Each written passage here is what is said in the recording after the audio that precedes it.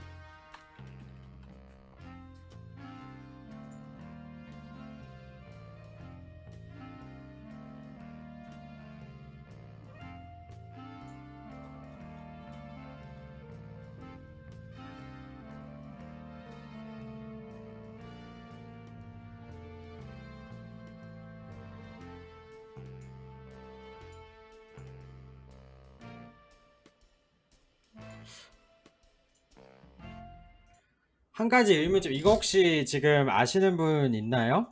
아, 윤스타님, 감사합니다. 아니, 근데 이거 지금 한 가지 좀 문제 아닌 문제가 생겼네. 어떻게 해야 되지? 저기, 연준 홈페이지 그 링크가 작동을 안 하는데?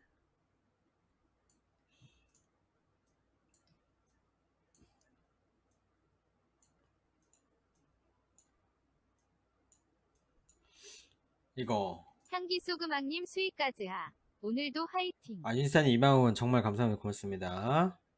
한기성입니다. 감사합니다. 고맙습니다. 우회해서 들어가요? 뭔 말이야? 우회를 하다니 뭔 말이야? 이거 한국에서는 클릭이 안 되는 거예요? 그럴 리가 없잖아. 이거 안 들어가죠? 뭐지? 이게 한국에서 안 들어가지는 거야? 한국에서?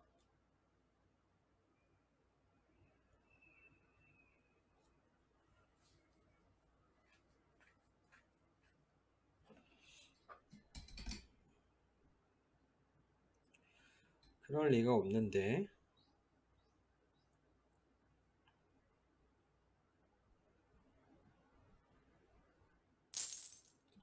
이지님, 오늘도 잘 수고하실 거니까.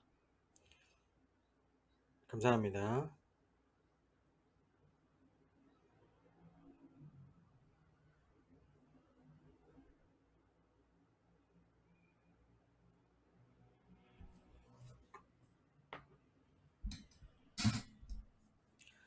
글쎄요. 우회가 가능하다고? 우회가 아닌 것 같은데 이게? 아니요. 파월 형님은 45분. 그리고 바이든 대통령이 9시 30분이에요.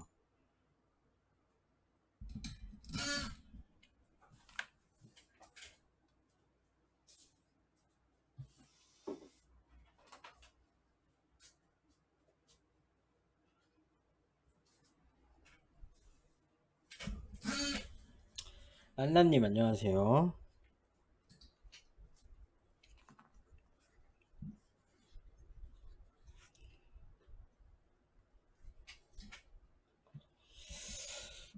잠깐만 보자.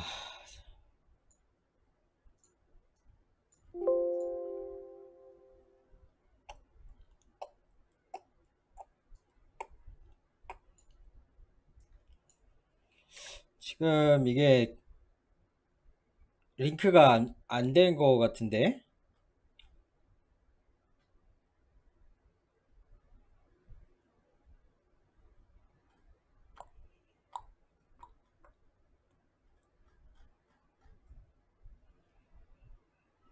아, 그거 저기 그 패닉 제로라는 1초 미션을 공지방 미션을 안 하셔서 내보내게 된 건데, 7월 1일에 또 방 여니까 그때 들어오시면 돼요. 1일하고 15일에 여는 거였는데.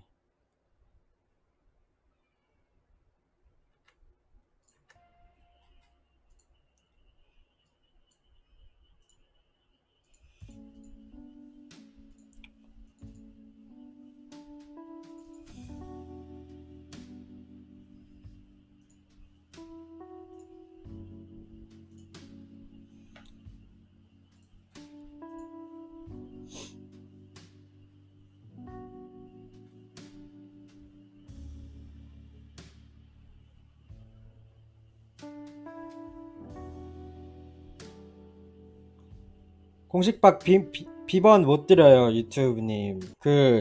저기 1초 미션 안 하셔가지고, 예, 그게 원래 이제 공지방 미션이 한 번씩 있어요. 15일에 한 번씩. 15일 내내 한 번 있거든요. 뭐냐면은, 이제 패닉 제로 앞에 붙이는 거였는데, 안 하신 분들은 제 방송을 15일 동안 한 번도 안 봤다고 생각하고, 쉬러 가셨다고 생각을 해서, 맥스는 똥개님 수익까지 하. 오늘 연설이 코인이 영향을 줄까요? 오히려 바이든 대통령 연설이 영향을 줄 수도 있어요. 그쵸, 링크가 작동이 안 되네.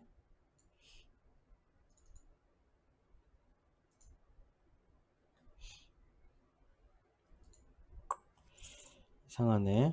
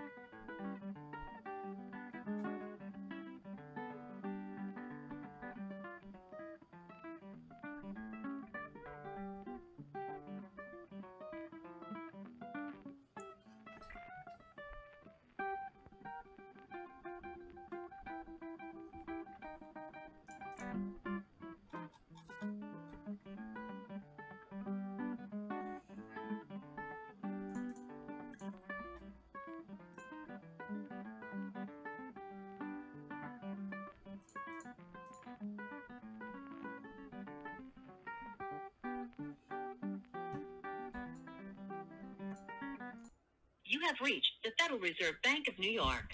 Listen carefully as our menu options have changed. False claims. The Federal Reserve Bank maintains secret and trust accounts for individuals. There are a number of are frauds and scams telling individuals they may access funds at or through the Federal Reserve Bank. One of these scams claims that the government funded secret accounts for individuals when they were born.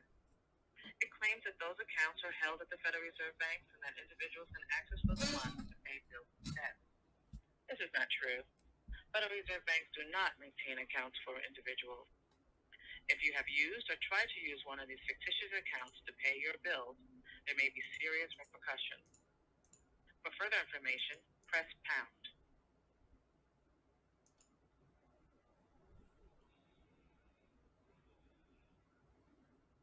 Hello?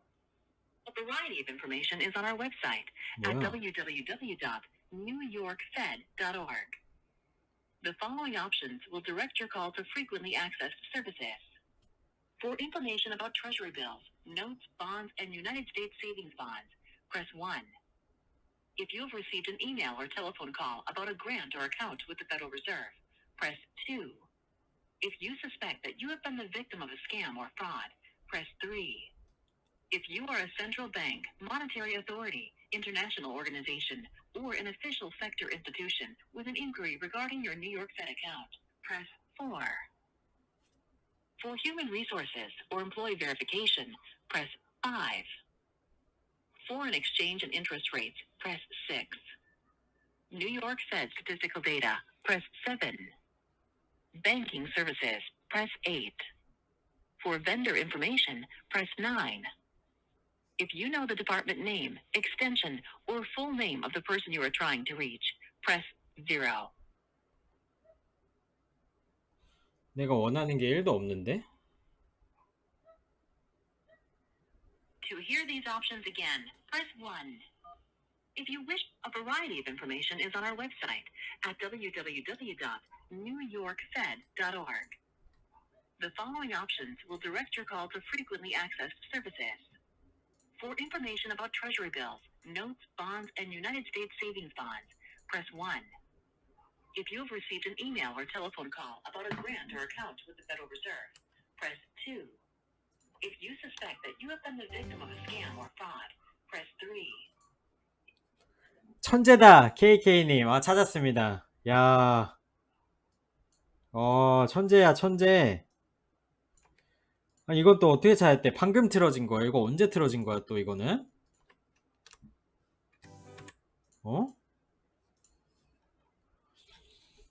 이거, 지금 방금 틀어진 거예요?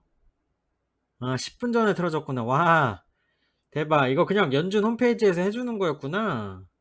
이거 왜 링크를, 오류를 냈대? 패드 사이트 연결 이제 돼요?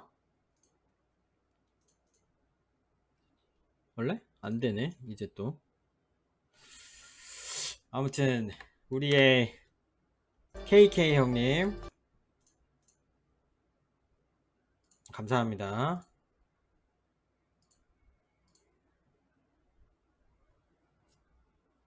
그 페이지 말고 다른 데서 됐다고? 연준 홈페이지에서 해주네? 몰랐네. 해주네.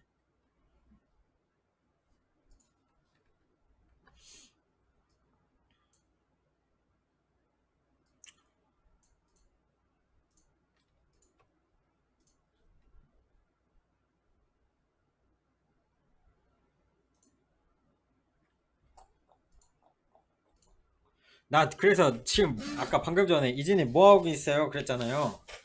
저 뉴욕 연준에 전화했어요. 물어보려고 왜 안 뜨는지.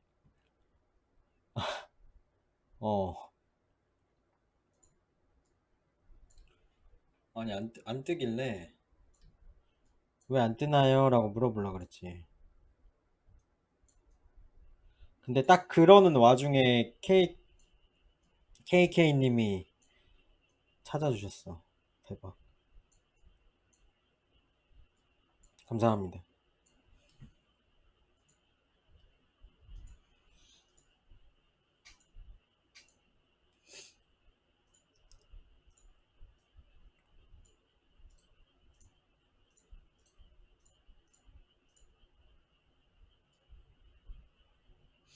네, 링크는 안 올려져요. 링크는. 유튜브에서 링크 막아서. 네, 파월 연설 있습니다.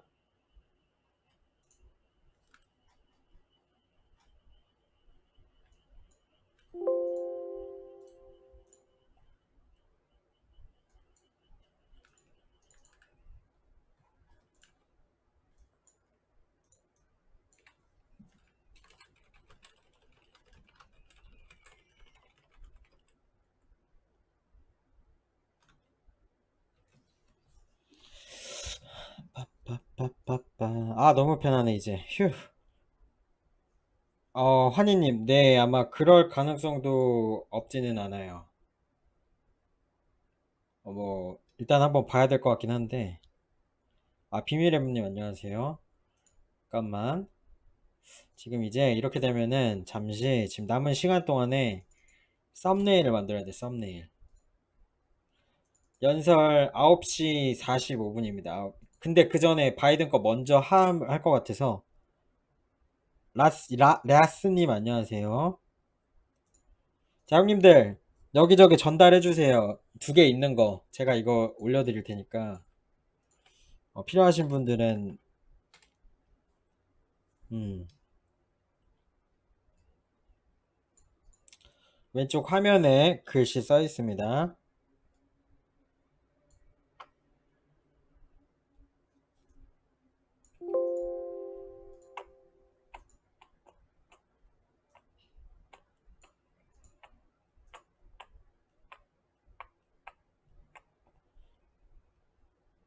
어,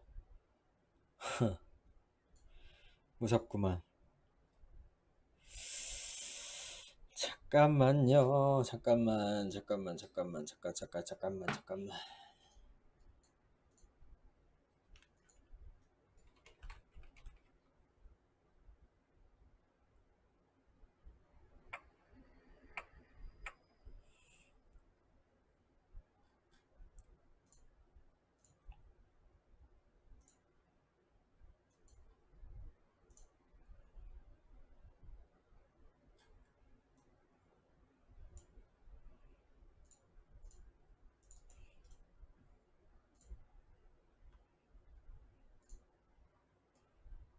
그거랑 하이요. 잠깐만, 저 지금 썸네일 만들고 있어요. 썸네일.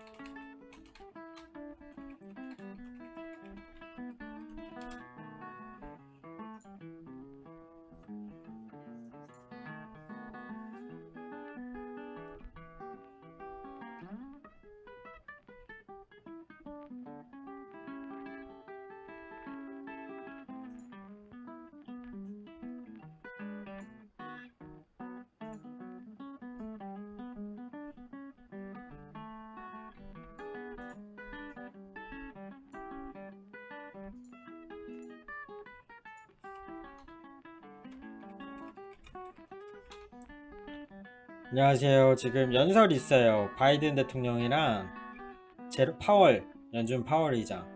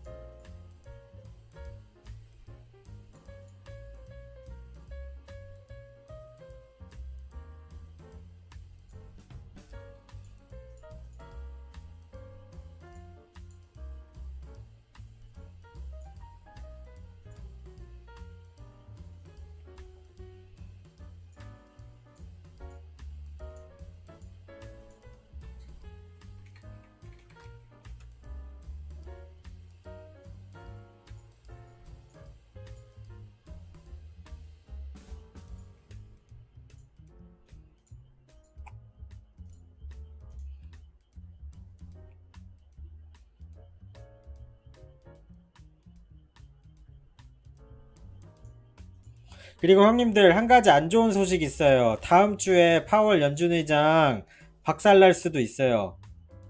네.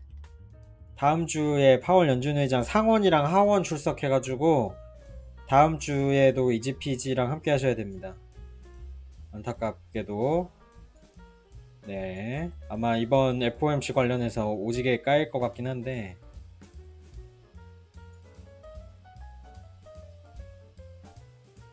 아마 좀 많이 두들겨 맞을 것 같아요. 하원이랑 상원한테. 아마 뭐 또 막 트랜지토리라고 했는데 도대체 뭐가 트랜지토리냐 막 이런 거 얘기하고.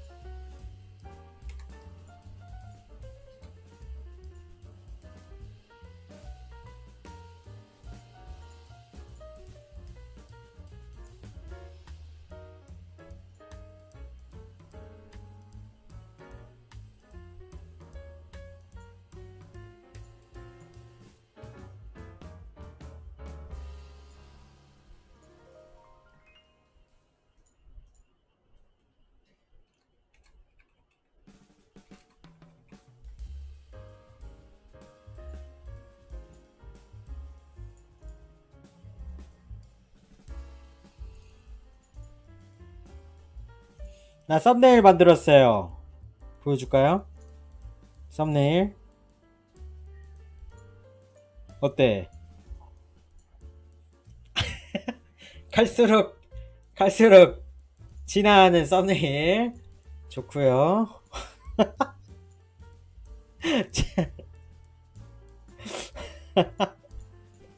아, 역시 그 파월 바이든 형님 정도 되니까 썸네일이 마를 일이 없네, 진짜로.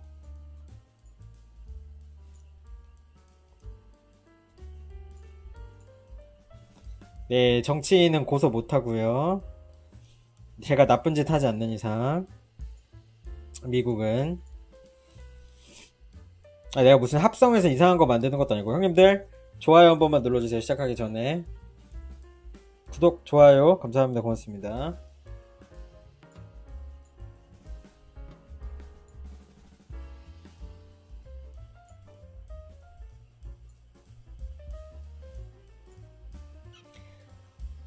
고소 못해요. 내가 나쁜 짓 하는 게 아니라서.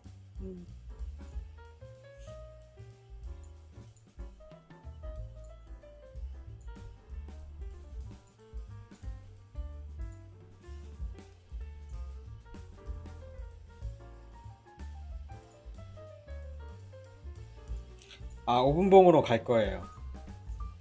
네.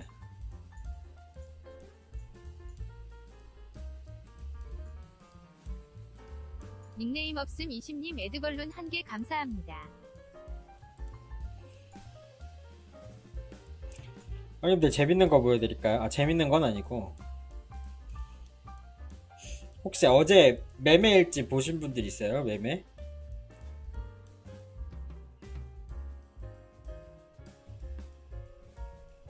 잠깐 기다리면서.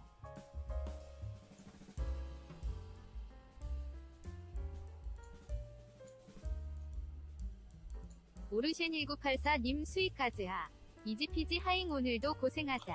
아이고, 포르쉐님 정말 감사합니다. 고맙습니다. 그리고 아까 저기 맥스는 똥개 형님, 네, 정말 감사합니다. 고맙습니다.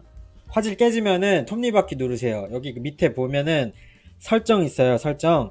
설정 클릭한 다음에 화질에서 화질 클릭하시면 됩니다.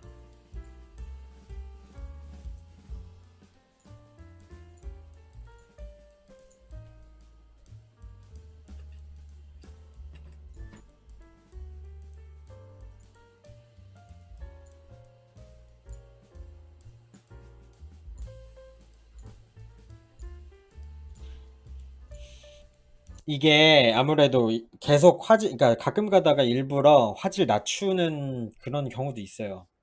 이유 없이. 이렇게.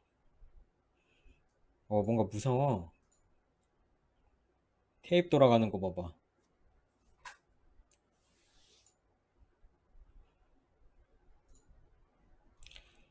아, 왜 또 저기 난리야.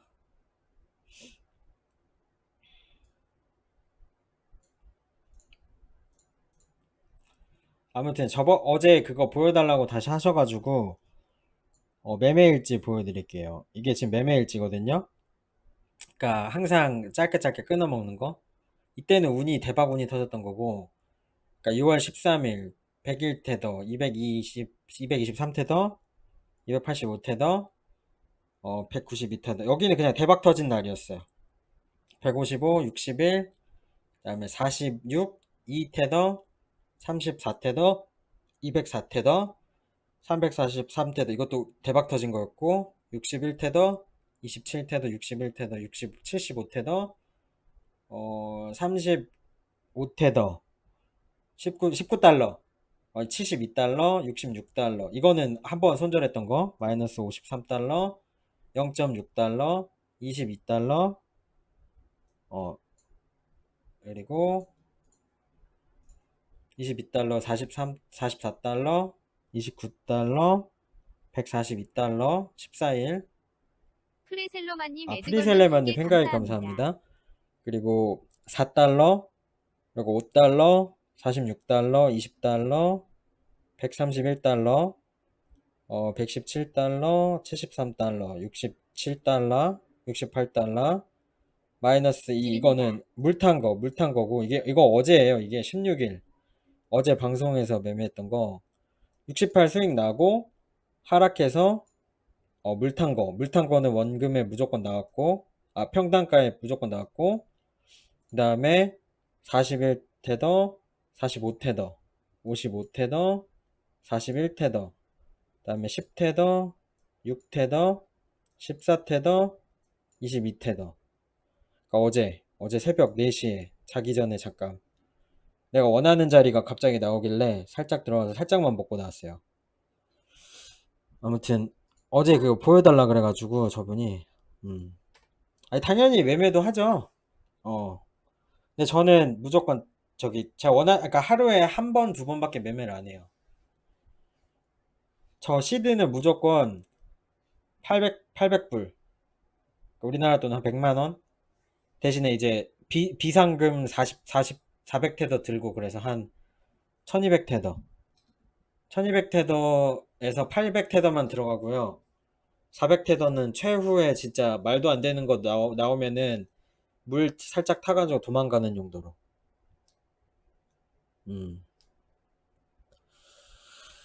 글쎄요. 근데 냉정하게 오늘 뭐 어마어마하게 효과가 있을 거라고는 생각을 안 해요. 왜냐하면 개회사잖아. 그러니까 물론 이제 뭐 지금 금리의 뭐 정책 뭐 방향성에 대해서 연준은 살짝 더 공격적인 뭐 방향성을 취할 수도 있습니다라는 얘기 나오면은 뭐 그러니까 그러니까 개회사 자체는 중상이고요. 개회사 자체는 중상이고 그러니까 중에서 최상 사이. 그러니까 몰라. 이게 에스메르달님 1,000원 후원 감사합니다. 고맙습니다. 사랑합니다.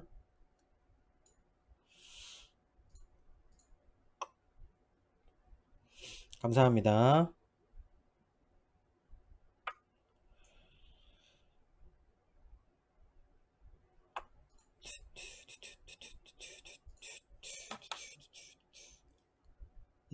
이제 곧 시작할 거예요. 조금 있다가.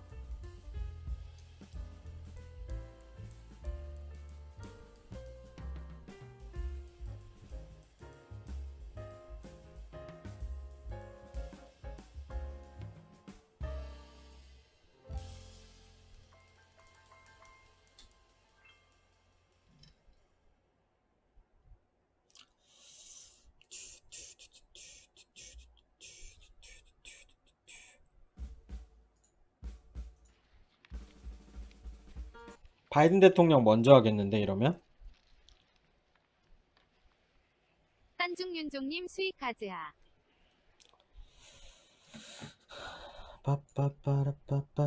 한중윤종님 에드벌룬 1개 감사합니다. 깐중이종님 감사합니다. 고맙습니다.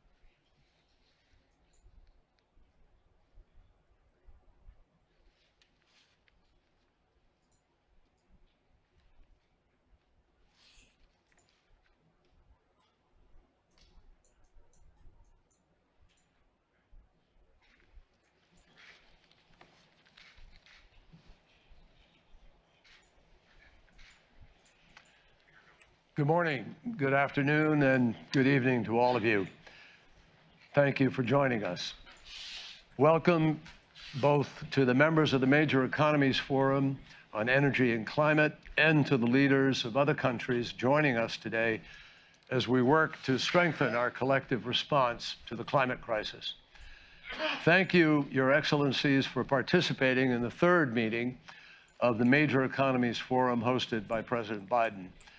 And thanks to the participation of many of you and to our collective efforts, the two Major Economy Forum meetings that the President convened last year were able to help contribute to the important progress achieved in Glasgow. Among the many accomplishments at COP26, we all agreed on the urgency of deploying clean energy and the importance of scaling up adaptation support for vulnerable countries. We made commitments and launched initiatives that brought the world much closer to keeping the 1.5 degrees Celsius warming within reach. We also agreed that this is the critical decade for accelerating our efforts to be able to reach net zero in time to spare our people and our planet from the worst consequences, the most serious consequences of the climate crisis. Your presence here today signals your collective commitment to building on the progress and to taking the lead in ensuring the further success of COP27 in Sharm el-Sheikh. It's my honor to welcome you all here today. It's also my privilege to serve in an administration working full-time to make up for our absence of several years and determined to meet the climate crisis head-on. President Biden has taken unprecedented steps, more than any before in the history of our country, to accelerate our own efforts. And it's my pleasure now to introduce you to the President of the United States, Joe Biden. Thank you, John. Hello, everyone, and thank you for whatever time zone you're in, making the time to be here. I appreciate it very much. You know, we're meeting today at a moment when where there's urgent global issues impacting all of our nations, all demand our immediate attention and our close cooperation. Russia's brutal and unprovoked assault on its neighbor Ukraine has fueled a global energy crisis and has sharpened the need to achieve long-term reliable energy security and stability. And with Russia's war driving up inflation worldwide, threatening vulnerable countries with severe food shortages, we have to work together to mitigate the immediate fallout of this crisis. In the United States, I'm using every lever available to me to bring down prices for the American people. And our nations are working together to stabilize global energy markets, including coordinating the largest release from the global global oil reserves in history. But the critical point is that these actions are part of our transition to a clean and secure long-term energy future. And the good news is climate security and energy security go hand in hand. For example, back in March, the European Commission, with President van der Leyen leading the effort, and I announced the U.S.-EU Task Force on Energy Security to help the EU rapidly reduce its dependence on Russian gas and reduce the EU's overall demand for gas by ramping up clean energy technologies. We'll bolster our energy security and improve the affordability and reliability of energy around the world and reduce our greenhouse gas emissions. Because we cannot afford to let the critical goal of limiting global warming to 1.5 degrees Celsius slip out of our reach. And the science tells us that the window for action is rapidly narrowing, rapidly. Glasgow was just a kickoff for a decade of ambition, action, and innovation. And we look forward to COP27. 한국도 We 있네. have to dedicate ourselves as we look forward to it to delivering on existing goals and undertaking additional efforts to boost our progress. So I urge those countries that have not yet gone to a set of 2030 emissions targets to align with the Paris temperature goal and to strengthen their targets for COP27. And at the same time, we need new initiatives to accelerate our progress toward our goals and bolster our resilience. Here's what the United States is proposing to maximize efficiency and reduce emissions across the energy, transportation, and agricultural sectors. I hope that many of you will join us in these efforts. First, we should build upon the success of the global methane pledge, now more than 115 countries strong. To do that, we're announcing a global methane pledge energy pathway to ramp up the speed at which we reduce methane leaks from oil and gas sector, and also helping bridge our energy needs.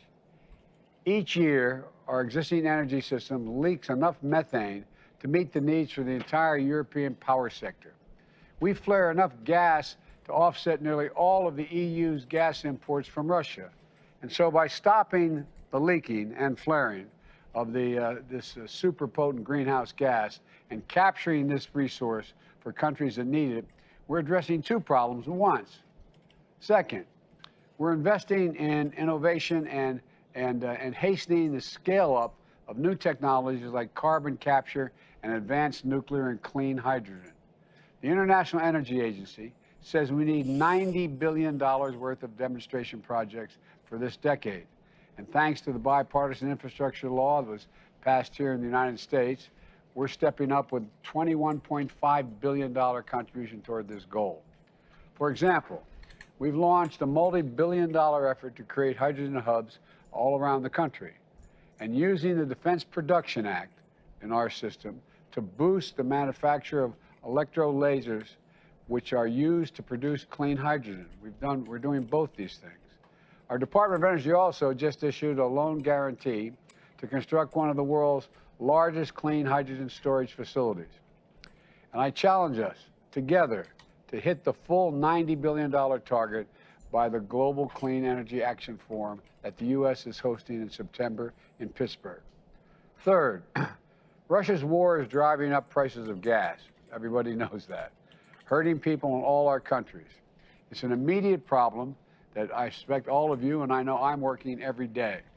Over the long run, we can remove the pain of volatile gas prices and reduce transportation emissions by putting more zero-emission cars on the road.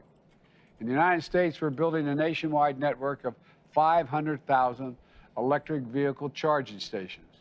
We're strengthening our supply chains for the critical materials that go into those batteries.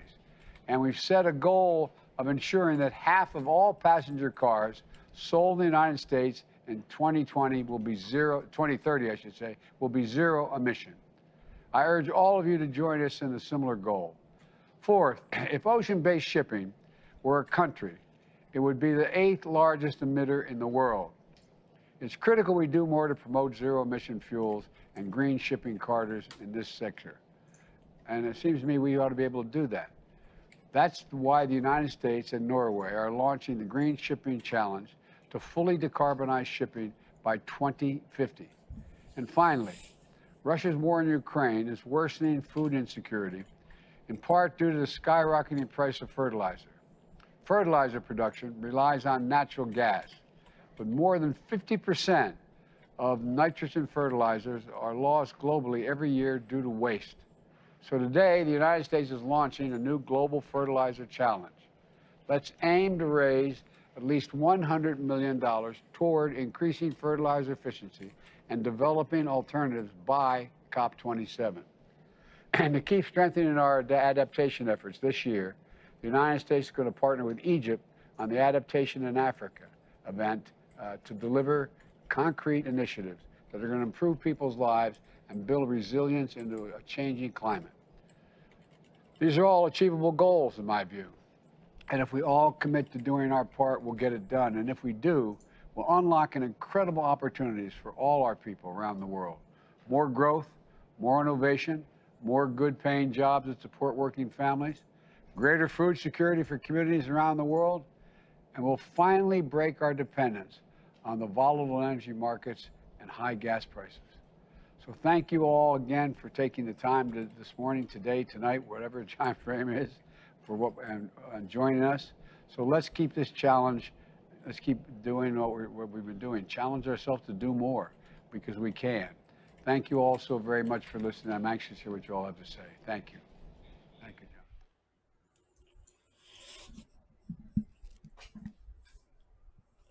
AI가 웃냐고요? 아니요. 뭐 이거는 별거 없었네. 이것도. 오케이. 자, 이제 파월 준비합시다. 파월.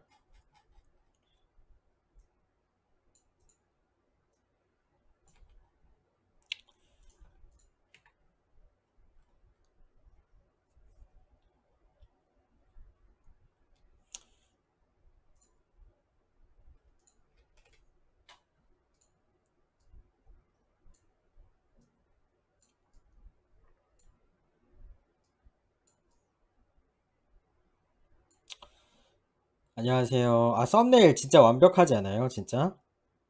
아, 너무 귀염둥이 아닙니까? 대통령하고 저기 제롬 파월, 연준의장, 만화 캐릭터 같아? 둘 다 만화 캐릭터. 만화 캐릭터 같아, 둘 다.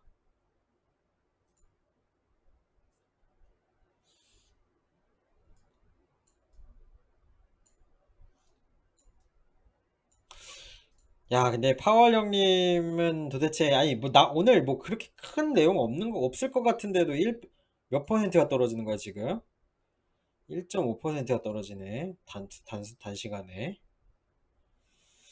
아, 참, 진짜, 이게 바로 두려움인가요? 두려움?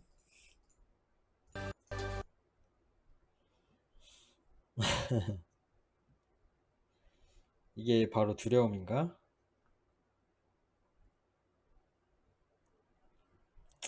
그러니까 오늘은 사실은 개회사거든요?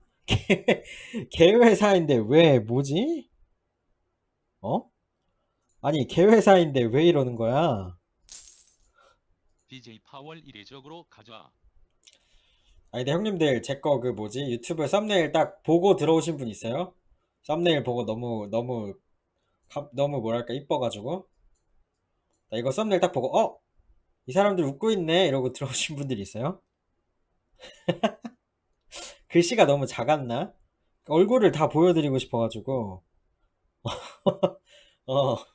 얼굴을 좀 보여드리고 싶어가지고. 킹 받아서 들어왔다고? 아, 너무 좋다.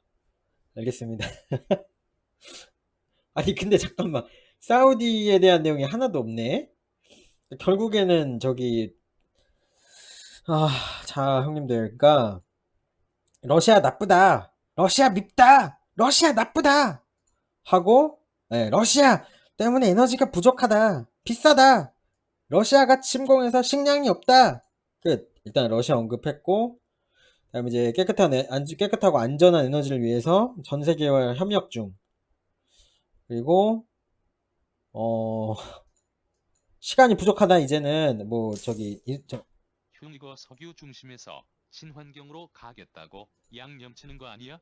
그거 이미 하고 있어요, 동현 형님. 그래서 지금 이 사태가 난 게, 애초에 형님들 제가 간단하게 타임라인을 한번 말해드릴까요? 타임라인. 지금 타임라인이 어떻게 됐냐면, 바이든 대통령이 임기를 시작하고, 그리고 가스 파이프 끊어버렸어요. 그리고 정유기업 죽이려고. 그러는 와중에 갑자기 파월 이제 나옵니다. I have been 갑자기 appreciating your all's appreciation, those of you who are here, 러시아가 the beautiful 침공해서 surroundings, 에너지 and also your 가격이 understanding 떡상. as we work out the kinks. 그래서 에너지 가격이 떡상했었어요. 지금 그런 상황입니다. 참 진짜로 웃긴 상황이에요, 웃긴 상황 진짜. Sure, Professor Eichengreen can correct me if I'm wrong. The dollar has been the dominant currency. It has played the dominant role as the international reserve currency. And I think no more time than these very changing times has it been as important to understand what that means for the US and for the world in the past and in the present, economically, financially, and geopolitically, and related to financial stability. And what we learned yesterday, and I'm sure we'll see today, is that even understanding the past and the present leaves a lot of room for debate. There's a lot that we don't quite understand. We're bringing new data and new tools and a new perspective to that understanding. But even as we understand what's going on now, the landscape is changing. And today we're going to talk about that changing landscape even more than we did yesterday. Yesterday we talked about the facilities that the Fed has put in place that will actually probably change some of the landscape of the international role of the dollar and the dollar funding markets. But more broadly, geopolitical developments and technology are also changing the international role of the dollar. But one constant, as we think about the international role of the dollar, past, present, and future, is the importance of strong institutions and stable and strong macroeconomy for the international role of the dollar. And there are few people more important in that role than the next speaker. It is my honor and privilege to introduce the Chair of the Federal Reserve, Jay Powell. Thank you.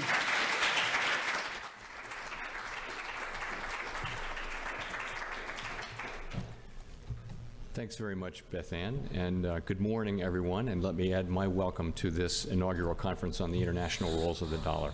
Thanks to everyone for participating, lending your expertise on this important topic. As Beth Ann indicated, this is the first use of our new Martin Conference Center, 뭔 말했다고 떨어지는 and 거야? I really hope you 인사하고 enjoy. 있어, 지금 인사해요. So the international financial and monetary system that emerged after World War II has been 뭐 좋은 얘기가 defined by 없네. the centrality of the dollar. It's the world's reserve currency and the most widely used for payments and investments. As outlined in recent work by Federal Reserve Board staff, this global preeminence has been supported by the depth and liquidity of U.S. financial markets, the size and strength of the U.S. economy, its stability and openness to trade and capital flows, and international trust in U.S. institutions and the rule of law. And Professor Barry Eichengreen will expand on some of these themes later today, later this morning, I guess. The dollar's international role holds multiple benefits. For the United States, it lowers transaction fees and borrowing costs for U.S. households, businesses, and the government. Its ubiquity helps contain uncertainty and, relatedly, the cost of hedging for domestic households and businesses. For foreign economies, the wide use of the dollar allows borrowers to have access to a broad pool of lenders and investors, and that reduces their funding and transaction costs. The benefits of the dollar as the dominant reserve currency have, of course, generated an extensive academic literature, and yesterday's paper on the Treasury market by Alexandra Tabova and Frank Warnick extends that work in meaningful ways. The Fed's strong commitment to our price stability mandate contributes to the widespread confidence in the dollar as a store of value. And to that end, my colleagues and I are acutely focused on returning inflation to our 2% objective. Meeting our dual mandate also depends on maintaining financial stability. Our commitment to both the dual mandate and financial stability encourages the international community to hold and use dollars. The wide use of the dollar globally can also pose financial stability challenges that can materially affect households, businesses, and markets. For that reason, the Fed has played a key role in promoting financial stability and supporting the use of dollars internationally through our liquidity facilities. The central bank liquidity swap lines provide foreign central banks with the capacity to deliver U.S. dollar funding to institutions in their jurisdictions. And the Foreign and International Monetary Authorities, or FEMA, repo facility allows approved account holders the option to temporarily exchange their U.S. Treasury securities held by the Fed for U.S. dollars. These facilities serve as liquidity backstops so that holders of dollar assets and participants in dollar funding markets can be confident that strains will be eased when these markets come under stress. That assurance, in turn, mitigates the effect of such strains on the flow of credit to U.S. households and businesses. Both facilities enhance the standing of the dollar as the dominant global currency. The swap lines were extensively used during the global financial crisis, the 2011 euro area debt crisis, and the financial turmoil at the outset of the COVID-19 pandemic in 2020. And the paper on central bank swap lines, presented yesterday by Gerardo Ferrara, Philippe Muller, Vishnwat Natraj, and Yongchuan Wang, provides novel micro-level evidence on the usefulness of swap lines in providing cross-border liquidity to support the real economy. Looking forward, rapid changes are taking place in the global monetary system that may affect the international role of the dollar in the future. Most major economies already have or are in the process of developing instant 24/7 payments. Our own FedNow service will be coming online in 2023. And in light of the tremendous growth in crypto assets and stablecoins, we are examining whether a U.S. central bank digital currency would improve upon what is an already safe and efficient domestic payment system. As our white paper on this topic notes, a U.S. CBDC could also potentially help maintain the dollar's international standing. As we consider feedback from the paper, we'll be thinking not just about the current state of the world, but also how the global financial system might evolve over the next 5 to 10 years. The paper by Jikai Chen and Asani Sarkar, which is on today's program, and our distinguished panelists on this topic this afternoon will provide important insights on this issue. So, to summarize, I'd like to stress the importance of the dollar to the U.S. and global economies and the financial system, financial markets. It's critical that we understand the channels, connections, and effects of the role of the dollar. I want to thank all of you for taking the time to join our discussion today. This conference brings together world-class researchers, practitioners, and policymakers dedicated to understanding and addressing these vital issues. And I do hope you're enjoying the conference. Thanks very much.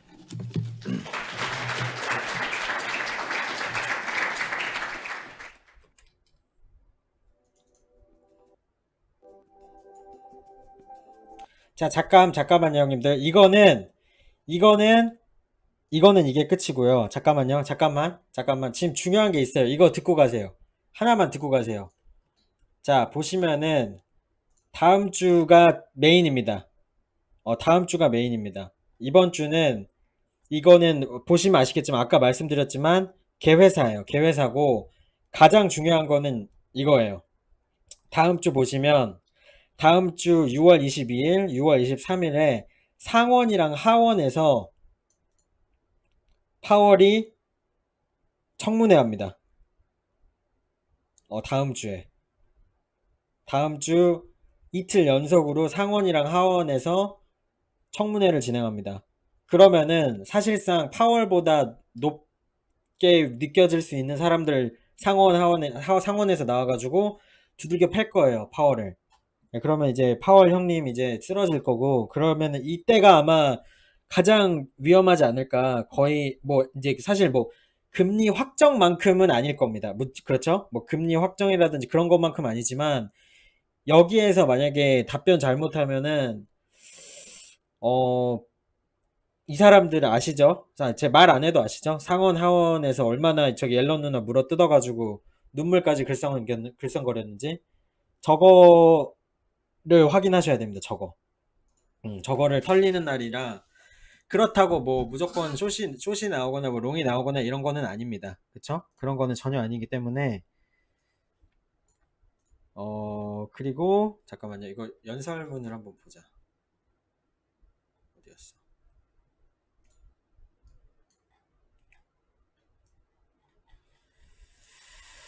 자, 일단은 저게 가장 중요하고요. 와, 근데 아니 뭐 별것도 없는데도 왜 이렇게 많이 떨어진 거야? 조금 당황스럽네. 거의 1K를 빼버리네. 네, 파월 해석을 다시 한번 제대로 해봅시다. 파월의 해석을. 자, 어디 갔어?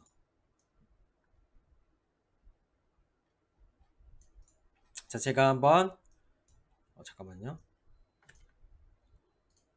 이거 글을 해가지고 해드릴게요. 어디 갔어? 미스.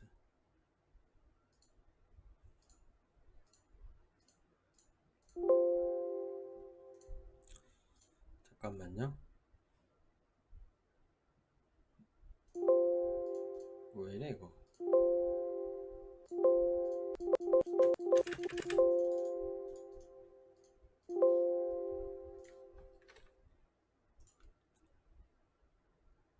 잠깐만요. 오케이. 자, 일단은 그러니까 달러의 국제 준비 통화로서의 지배적인 역할에 대해서 얘기를 했고요. 그러니까 지금 건져갈 거는 두 가지가 있었어요. 암호화폐 자산과 스테이블 코인을 통해서 미국 중앙은행 화폐 CBDC가 필요한가에 대한 논의와 연구를 진행한다고 했습니다. 그쵸? 요거가 아마 가장 중요한 내용일 거고, 그리고 일단은 달러는 국제 준비 통화로서의 잠깐만요.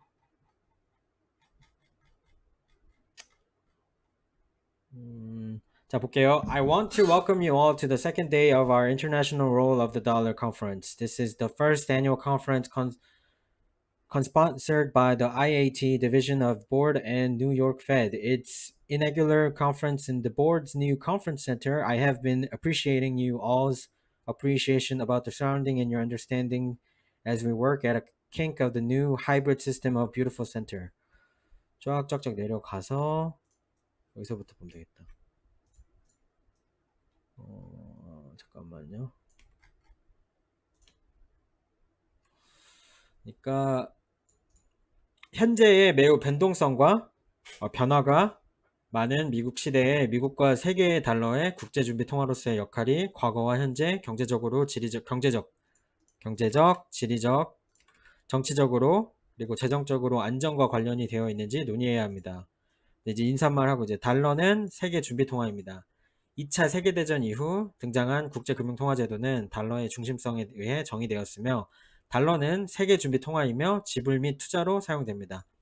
연준에서는 미국 경제의 규모와 강점, 무역과 자본 흐름에 대한 잔정성과 개방성, 미국 기관에 대한 국제적 신뢰를 달러를 통해서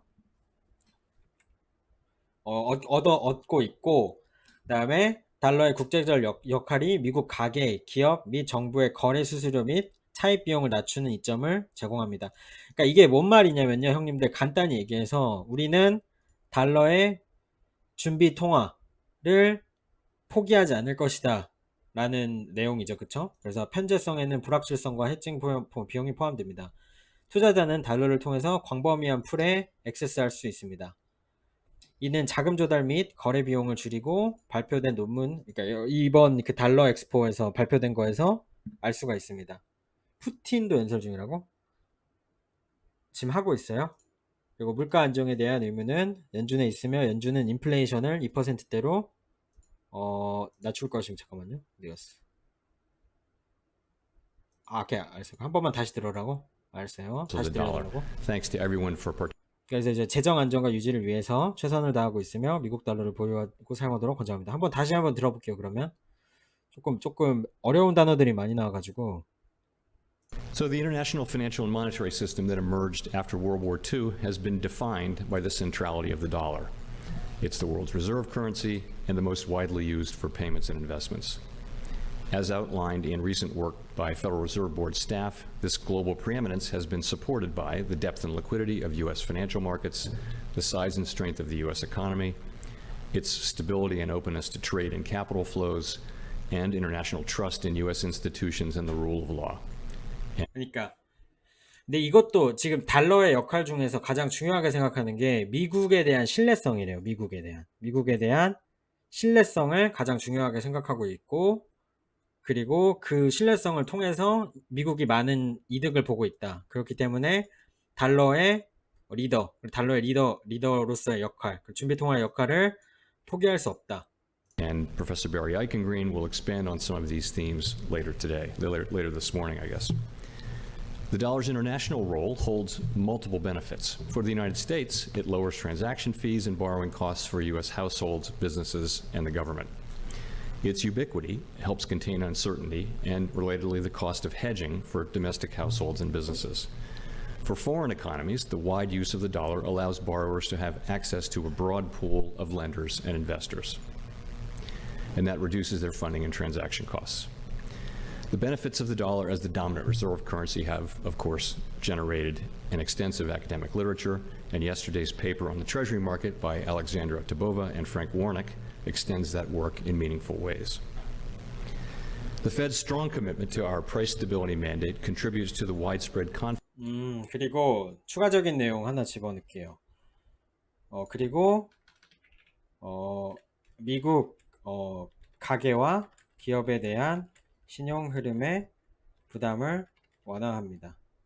근데 사실 준비통화로서의 이득은 다들 알고 있죠? 그쵸? 다 어차피 알고 있는 거니까. 그리고 2021년 confidence in the dollar as a store of value. And to that end, my colleagues and I are acutely focused on returning inflation to our 2% objective. Meeting our dual mandate also depends on maintaining financial stability. Our commitment to both the dual mandate and financial stability encourages the international community to hold and use dollars. The wide use of the dollar globally can also pose financial stability challenges that can materially affect households, businesses. 장님들 구독, 좋아요, 알람 설정 해주신 분들 정말 감사합니다. 즐겨찾기 업 해주신 분 감사합니다. 다음 주에 파월 연설 잊지 마시고 구독, 좋아요, 알람 설정 해놓으시면 제가 딱 라이브 딱 키면 오셔서 싹 보시면 됩니다. And markets. For that reason, the Fed has played a key role in promoting financial stability and supporting the use of dollars internationally through our liquidity facilities. 그래서 잠깐만요.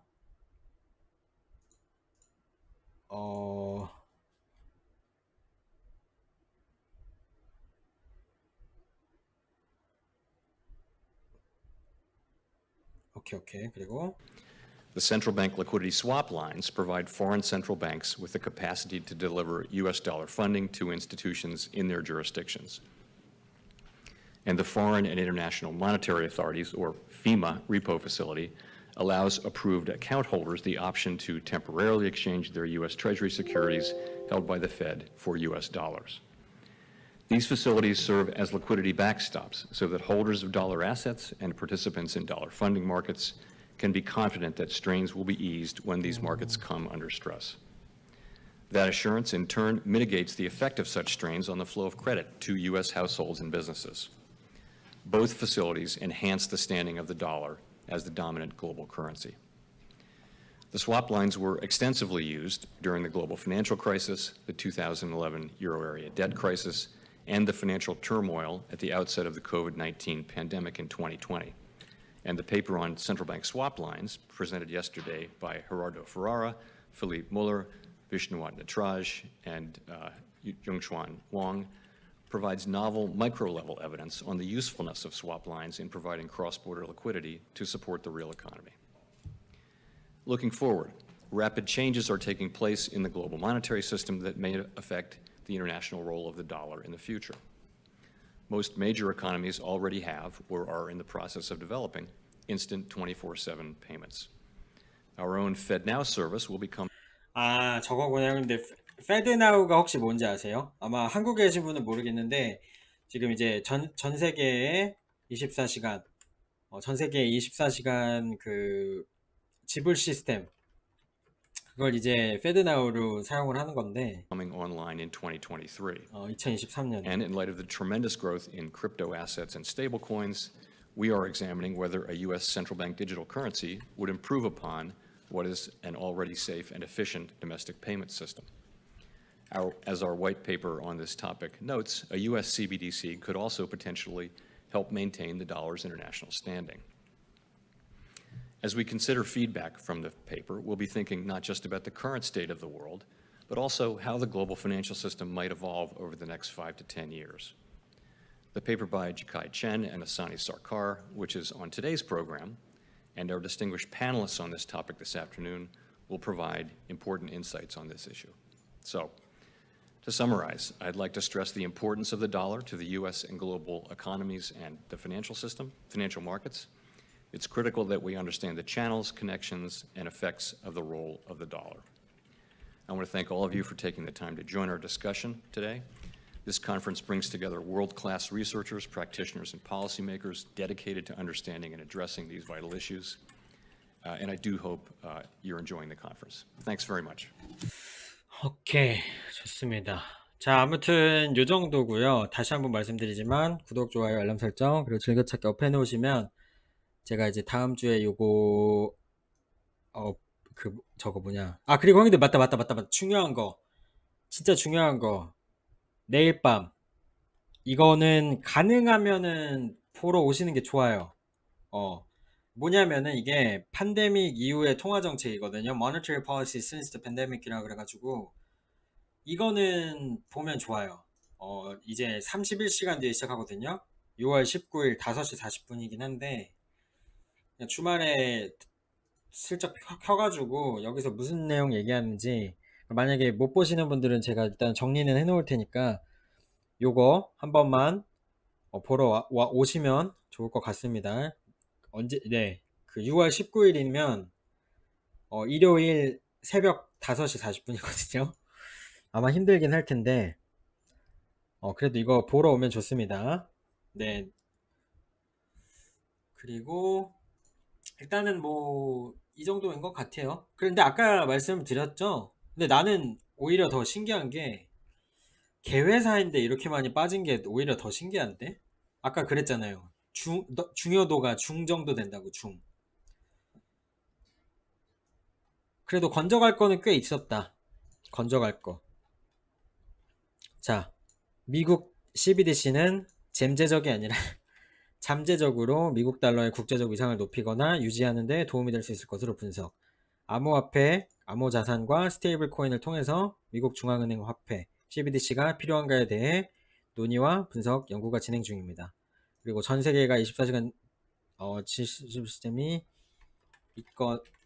있거나 개발 중이기에 FedNow를 2023년까지 사용. 그다음에 미국 가계와 기업에 대한 사용. 그래도 형님들 정말 감사한 게 이거에 대해서 불평불만을 안 해주시니까 너무 감사하네요, 진짜로. 푸틴 있네? 푸틴 있어요, 형님들, 푸틴. was soaring and they're trying to pin it on someone else. 푸틴이다! And these 이상한 말 해가지고 떨어지고 있대. bigger prices for many goods and services and also lower output of fertilizers, especially nitrogen fertilizers, from mid-2021 to February this year, the global fertilizer prices have grown by more than 70%. Unfortunately, we see no signs that these price trends are going to be reversed anytime soon. Quite the contrary, this situation is exacerbated by the blockage of the work of our enterprises and fertilizer. 진짜였어. 선통이 아니었어. 선통이 아니었어. 선통이 아니었어. Calculate how it's going to play out, because shortages of fertilizers will result in lower crops. There's going to be a bigger risk of undersupply of food for the world market. Prices will climb further up, and this carries the risk of famine in the poorest countries. And of course, the blame is on the US and the Euro bureaucracy. And this problem did not emerge today, and regardless of what certain demagogues are saying, 오늘 무슨 날이야? 다 Russia 나오네. is not to blame, even though they are trying to pin the blame on us, on everything that's happening in the world economy. Yes, it would be flattering to us to hear that we are all powerful, that we've driven inflation rates in the US and in the West, in Europe, sky high. Yes, it might be flattering to us to feel this might and power, but it's simply not the reality. This situation has been forming over many years, spurred on by short-sighted actions of those who like to address their own issues at someone else's expenses, by those who still rely on financial emission to redivert goods flows to their advantage, thereby exacerbating the deficits and humanitarian catastrophes in certain regions of the world. Basically, this is this very same colonial policy. This is the new edition. It's far more sophisticated. You won't be able to understand what's happening at first sight. Right now, the most important task for us is to boost the supplies of food to the global market, satisfying the needs of countries that are needed most direly. Russia is satisfying its own domestic needs, but it is still capable of significantly increasing the exports of food and fertilizers. Next season, our grain exports can rise to 50 million tons. We'll prioritize supplies to those countries that need food most, where there are risks that the number of starving people will increase. I refer in particular to the African countries and to the Middle East. At the same time, there are problems, and once again, we're not to blame for those difficulties. Yes, officially, 와, 러시아 초강수 든다, 형님들. 러시아 강수 드네. fertilizers, then the Europeans followed the suit. Then the US simply cancelled these sanctions, but the Europeans didn't, because, you know, their bureaucracy is... 그러니까 자기네들 그만 괴롭히래요. 자기네들 그만 괴롭히면 자기네들이 해줄 수 있는 게 많다고. silly, but they cannot. 예, 모두의 적은 러시아가 아니라 미국이래요. I reiterate, Russia stands 아, 그러니까 나스닥이 지금 바닥치고 있는 이유가 러시아가 초강수를 두고 있구나.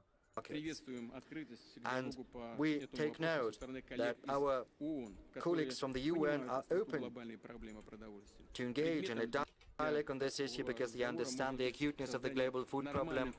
We could talk in the course of this. 어서 오세요, 짭군님. 안녕하세요. 축하드립니다. From the point of view of logistics, finance and transport to boost Russian exports of food and fertilizers. Unfortunately, there are many speculations about other matter, about Ukrainian supplies of food to the world markets. We're not preventing these supplies because we were not the ones to plant mines around their Black Sea ports. They can demine that, and we will ensure the security of these vessels. No doubt about that. But the US Department of Agriculture estimates that it's 6 million tons of wheat. We believe it's 5 million, another 7 tons of corn. But, you know, 800 million tons of wheat is produced across the world, so 5 million is a drop in the bucket. Moreover, there are opportunities to export that. You can do that through the Black Sea ports, through Belarus, through Poland, through Romania. There are paths. There are 5 or 6 routes that can be used. So we are not the ones to blame. It's about how reasonable the people sitting in Kiev are. It's up to them to decide.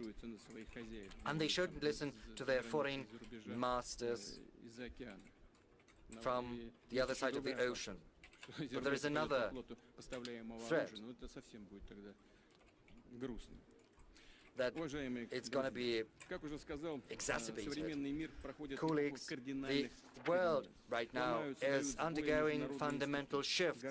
International institutions are breaking down or malfunctioning. Security guarantees are losing value. The West has categorically refused to implement responsibilities it had assumed in the past, and it was simply impossible. And the current conditions that amid the rising risks and threats, Russia's decision to start the special military operation was forced and absolutely necessary, if very difficult. This is a decision which is our sovereign right because it's based on the UN Charter, which says that we have the right to protect our security. This decision seeks to protect citizens of the Donbas republics who for 8 years have been suffering from genocide carried out by the Kiev regime and neo-Nazis under full protection from the West. The West is trying to project its military power of Ukraine, pumping Ukraine full with arms, weapons, and military advisors, and they continue to do so. And as for economic development and the welfare of people who live there, they don't give 2 hoots about that. But they spare no money on creating a NATO springboard in the West against Russia, or on fueling aggression, hatred, and Russophobia. Right now, our soldiers and officers and the militiamen from Donbas are fighting on their land, protecting Russia's right to free and safe development as a multinational country that determines its future on its own, based on its history, culture, and traditions. We reject any attempts at imposing on us fake values of dehumanization and moral depravity. All goals of the special military operation will be accomplished, which is reinforced by the courage and heroic actions of our warriors, by the consolidation of Russian society, whose support inspires strength and confidence in our army and navy, by the understanding of the truth and historic justice of our cause of building a strong sovereign Russia. I would like to emphasize that in the 21st century, sovereignty cannot be partial nor fragmentary. All of its elements are equally important.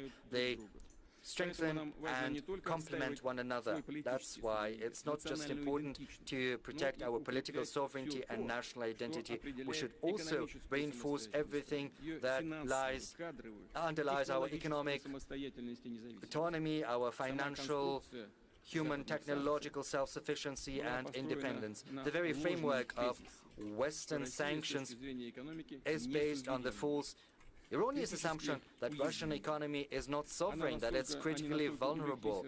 And they were so caught up in spreading the myths about Russia's backwardness and the weakness of our position in the world economy and trade that they came to believe their own inventions.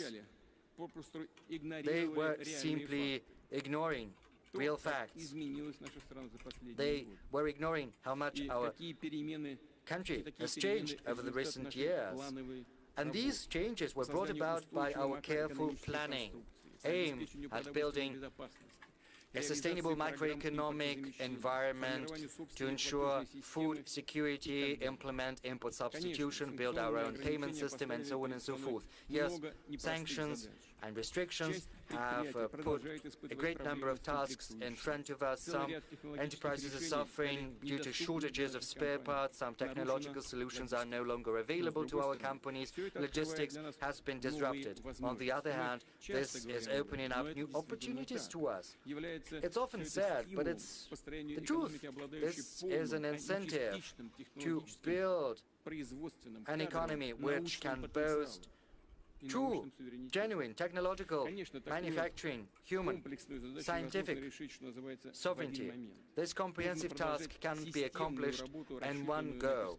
We have to work on a systemic basis, oriented into the future, and this is the path Russia has chosen, pursuing long-term plans for the development of economic industries, reinforcing our social security, and the current tests can make some corrections and amendments to these plans, but the strategic direction is going to be the same. I would like to dwell today on the key principles that are going to underlie our country and our economy. The first principle is openness. Truly sovereign countries are always willing to engage in equal partnership and to make a contribution of their own to global development, whereas those who are weak and vulnerable are usually involved in searching for enemies and imposing xenophobia, or they completely 약한 국가들은 혐오와 남 탓을 합니다.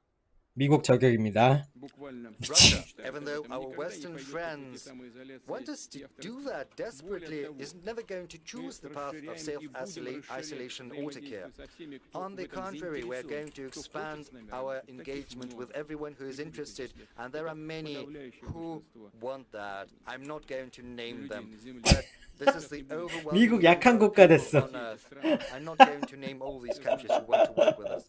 겁나 Everyone 웃기네. knows them. I'm not going to make a revelation if I say that everyone who wants to work with Russia comes under brazen pressure from the US. Sometimes it comes down to direct threats. But this blackmail is of little import.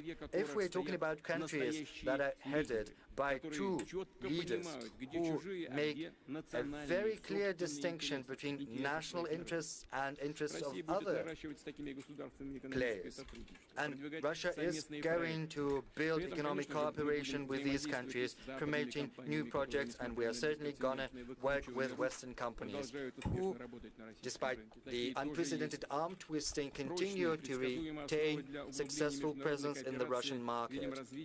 International cooperation will develop on the solid and predictable foundation of building a convenient and independent payment infrastructure in national currencies, and to help our companies with logistics and cooperation, we develop transport corridors, increasing the throughput capacity of railroads, the transshipment capacity of ports in the Arctic, in the west and the south, in particular in the Azov and the Black Sea and Caspian basins. They are going to be the most important part of the north-south corridors that is going to create a sustainable channel of communications with the Middle East and South Asia. We hope that the flow of cargo will begin to grow steadily very soon over these corridors.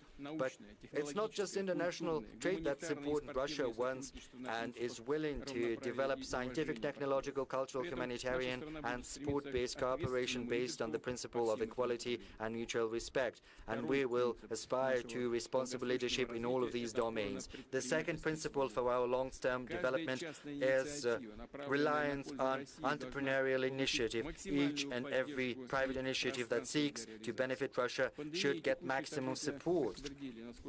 The pandemic and the current developments have once again demonstrated to us the importance of flexibility and economic liberties. Private business, even amid harsh conditions, has shown that it's willing and ready to compete in the global markets, and they adapt to the shifting environment thanks to private business. We will continue to alleviate administrative pressure.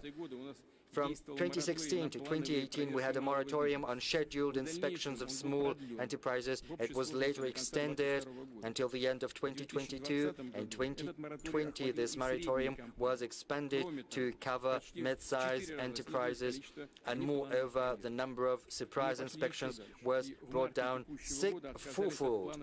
We made a step further. In March this year, we've decided to forego planned and scheduled inspections of all entrepreneurs, regardless of the size of their business, with one condition: their activity should not be tied to a high risk of dealing damage and harm to citizens and the environment.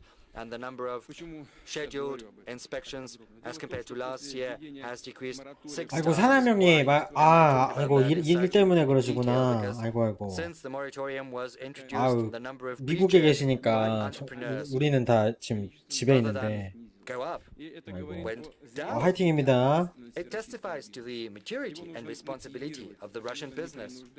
Rather than being compelled to comply with norms and requirements, it should be incentivized to do so. And that means that we can make another radical step. On a permanent basis, we can forego most inspections for the whole of Russian business if its activities are not carrying a high risk of dealing damage.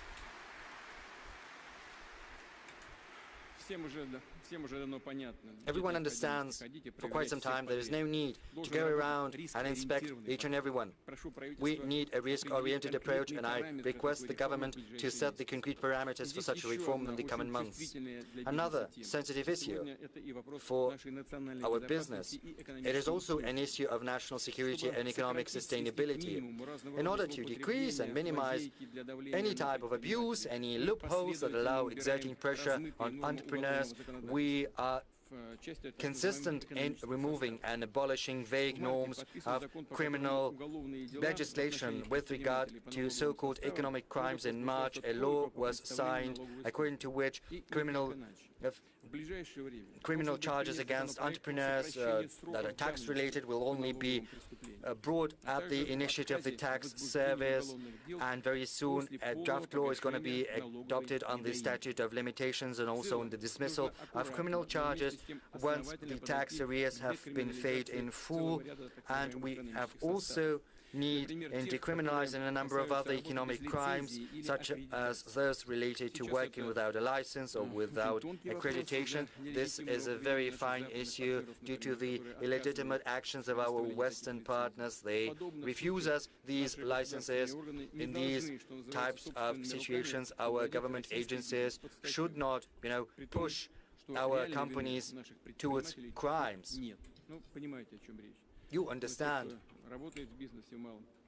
what kind of the situation we're in. And those who work in small and medium enterprises, the license runs out, and the Western companies are not extending these licenses. So what are they to do? Are they to shut down their business? Of course not.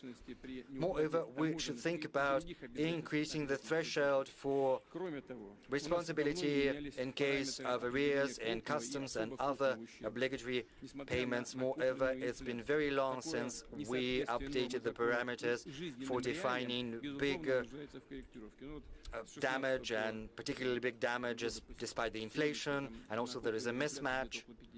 The accumulated inflation is around 50%, and there's no update for a very long time. We also need to revisit the grounds for detention against entrepreneurs and also set the deadlines for pre-trial investigations. We understand that these norms are very often resorted to when there is no objective necessity to do so. As a result, some companies have to suspend their activities or outright shut down, and this incurs losses. They can lose their market standing, jobs, their goodwill and authority and reputation of their leaders. And I would like to draw the attention of our law enforcement agencies to this matter. They need to put an end to this practice, and I would like to request the government to work together with the Supreme Court to draft the requisite amendments to the legislation, and I would like them to do that before October the 1st this year. On an additional note, through the Security Council, I have instructed to carry out a special analysis of the cases when criminal charges are brought but do not reach trial, and the number of such cases has significantly grown over the last year. Everyone understands why this happens. Very often there are no sufficient grounds to bring charges. Sometimes these charges are used to exert pressure on individuals or companies. We'll talk about additional measures. And 형님들 그만 싸우시고, 싸우실 거면 구독, 지긋찾기, 좋아요 감사합니다. modern business environment is facilitated by regional management teams. at SPIF. As a tradition, I take note of those Russian regions that have achieved great headway in national investment climate score that's prepared by the Strategic Initiative Agency. We have certain changes in the first three rankers. Moscow and Tatarstan this year, and they're still leaders, are joined by the Moscow region. It jumped to the 3rd place from the 8th place. Among the top rankers are Tula, Nizhny Novgorod, Tyumen, Novgorod, Sakhalin region, St. Petersburg, and Bashkortostan. On a particular note, 이 파트는 러시아 내부 경제 내용이라서 제가 자세하게 모르겠네요. 그냥 모스크바가 3위로 올라갔다는데 저거에 대한 내용은 저도 백그라운드가 없어서 잘 모르겠습니다. and Altai Krai by 26 positions, Ingushetia by 24 positions, and Ivanovo region that has risen 17 positions. I would like to offer my congratulations to my colleagues from these regions, and I would like to say thank you to them. The federal government is also paying particular attention. 이제 모스크바 같은 이런 각 주가 있잖아요. 러시아로 치면 거기들이 이제 열심히 일해가지고 지금 잘 올라가고 있다 경제적으로. 거기에 감사합니다라고 얘기를 하고 있습니다. Such as software, environmentally friendly goods, self-made products across the country that are being sold through Russian marketplaces, online marketplaces. We need to create new opportunities, implement new models of trade, including e-trade platforms. We need to bring down logistics, transport, and other types of costs, in particular through the modernized offices of the Post of Russia. We have to help the employers of small companies, self-employed citizens, novice entrepreneurs. We have to help them get additional skills and competencies. We have the relevant measures that target small towns, rural areas, and remote areas and territories, and I would like to enter them as a special category into the national project on SMEs. I would like to address the owners and the heads of big companies and top managers, colleagues, friends. Genuine, solid success, sense of dignity, and self-respect only come when you tie your future and the future of your children to your country, to your homeland.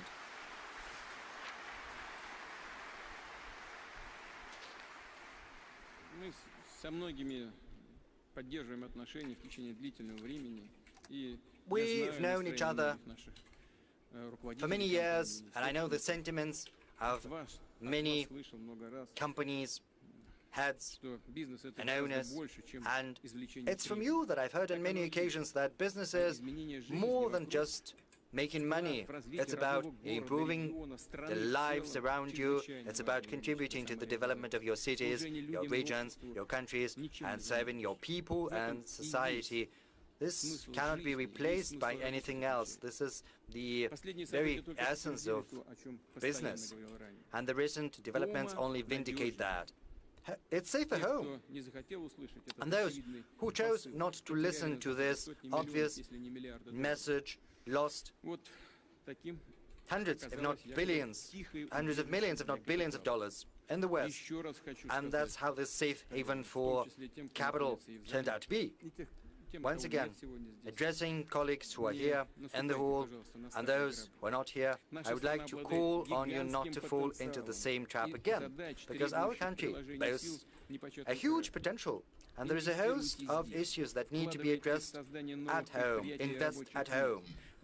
Invest into new enterprises and jobs, and tourist infrastructure, support schools, universities, healthcare, social security system, culture, and sport. I know that you are doing that, many of you, but I would like to emphasize that once again. That was the high understanding of their lofty mission by the Bakrushins, Morozovs, Shukins, Brabushinskis, Akhturins, Gailevs, Apanayevs, Matsievs, by Mamontov, Tretyakov, Arsenov, Dadashev, Dajiv, many Russian, Tatar, Buryat, Chechen, Dagestan. 형님들 이거예요. 푸틴이 뭐라 그랬냐면 서방 국가들한테 제재하지 않겠다라는 식으로 얘기해서 기업들한테. 그러니까 이게 뭐냐면 기업들 입장에서는 나쁘지 않을 수 있죠. 그러니까 막 너희들이 우리를 강제적으로 쳐내고 뭐 막 했지만 우리는 너희를 배제하고 배척하고 강제하고 없애고 셧다운하지 않겠다. 그러니까 너희들의 선의와 시장 기준을 잃지 마라. 러시아는 수백만, 수십억 달러, 수억 달러의 가치가 있으며 여러분들은 함정에 빠지지 마시고 그러니까 자본주의를 사회에서는 그러니까 알아서 하라라는 겁니다. 예. Their forefathers 그러니까 막 제재하고 막고 비난하고 막 없애고 막 못하게 하고 하지 않겠다. 그러니까 사실 뭐 쉽게 말하면 러시아와 푸틴은 관대하다. 살짝 요런 스탠스로 나온 것 같습니다, 지금. the descendants. It's going to follow them from many generations to many generations. It's going to be a better support than money and property. Distinguished colleagues, the third principle of our long-term development is a responsible and well-balanced macroeconomic policy. It's precisely this policy that has allowed us to withstand the unprecedented sanction pressure.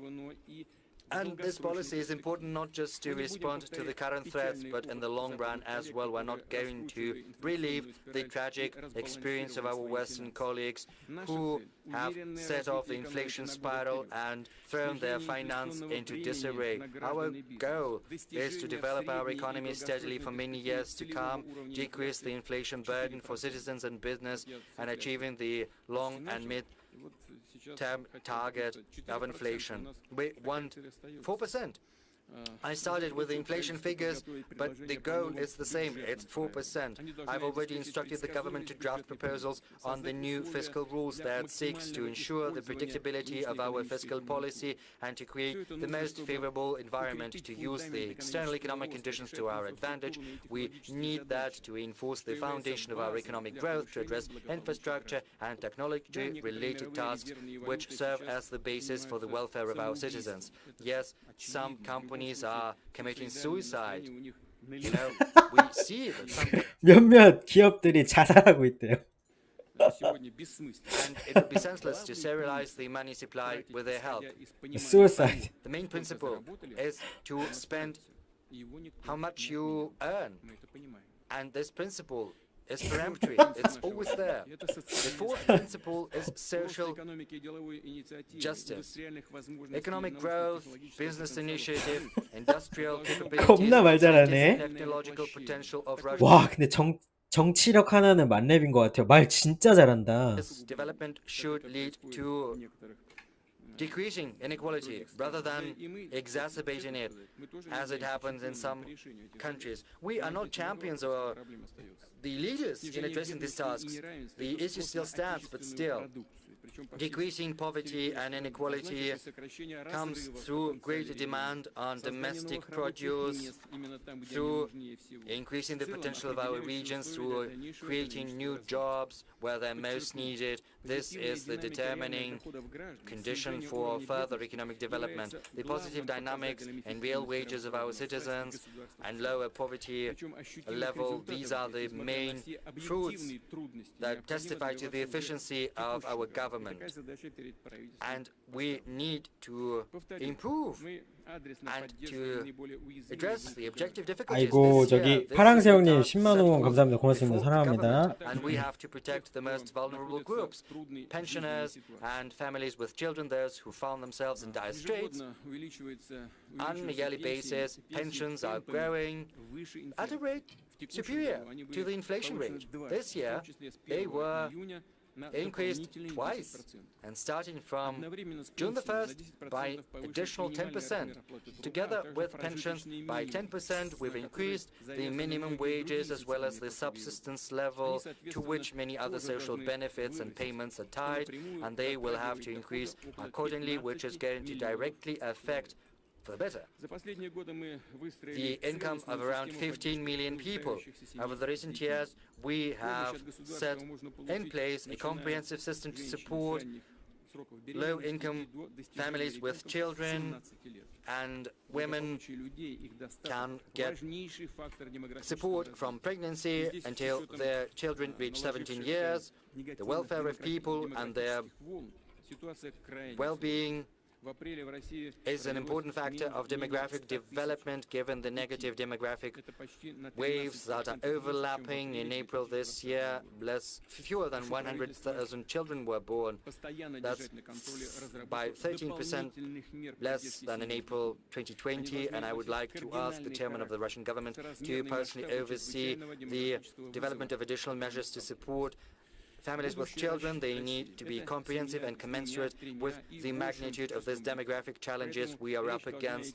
The future of Russia lies with families with 2, 3 and more children, so it's not just about direct financial support. We need to target and tie to the needs of these families with children everything, the healthcare system, education system, and the rest that affects our quality of life.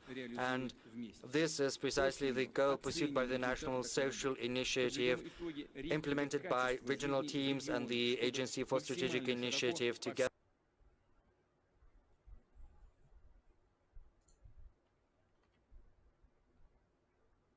Together is the accelerated development of our infrastructure. We've already increased direct budget expenditure on reinforcing our transport network, and starting next year we are going to build the main roads at the federal and regional level. Within 5 years, no less than 85% of these roads should be rebuilt to comply with standards. We are actively 자고 있어. deploying such new tools 자고 있어, 저 형. infrastructure 저 형 자고 있었지. loans provided for 15 years at 3%. 저 이제 이따가 끌려나가는 거 아니야? And the demand is running far higher than initially anticipated. 이제 이따가 끌려나가서 Our regions 저기 저 boast 이제 다시는 못 보는 거 아니야? through promising projects which we cannot delay. We'll think what we can do. Last night we had a lengthy discussion about that, and we think this is a very good instrument. On a particular note, we need to modernize the utilities sector, and there are many problems there. This is a chronically underfunded sector to the tune of 4.5 trillion rubles. 40% of networks have to be changed, hence low efficiency, big losses, and no less than 3% of networks go into obsolescence, become dilapidated on a yearly basis, and just 2% are changed. And this situation is getting worse year in, year out. That's why we need to consolidate resources and launch a comprehensive program to modernize the utility sector. It should be synchronized with our plans for infrastructural development and overhaul of housing. We need to cardinally improve the situation, and we need to steadily bring down the share of dilapidated and obsolete networks. We should also address the issue of substandard living, and we'll talk about that in detail with governors. 이거 바이든 형님 따라하네. Session of the Bureau of the State 인프라, Council next 인프라 투자에서 뭐 네트워크부터 시작해서 여러 가지에 대해서 지금 인프라 투자하고 있대요.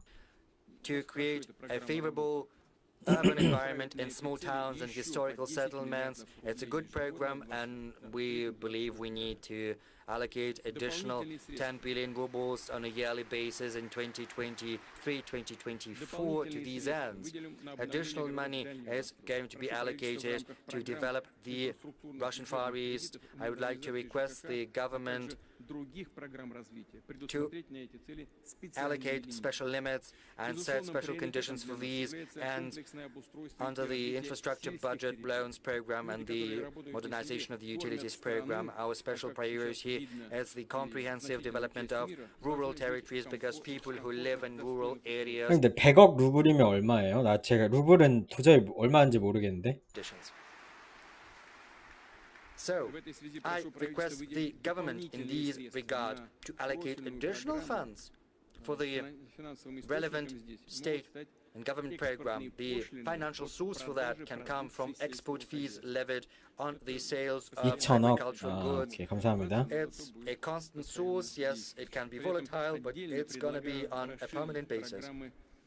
So, separately, I suggest we should expand the programs for rebuilding and modernizing rural housing, cultural houses, and regional theaters and museums, allocating 6 billion rubles for these ends in 2023-2024. Of particular importance, as I said, well, I'm going to give you a very good example.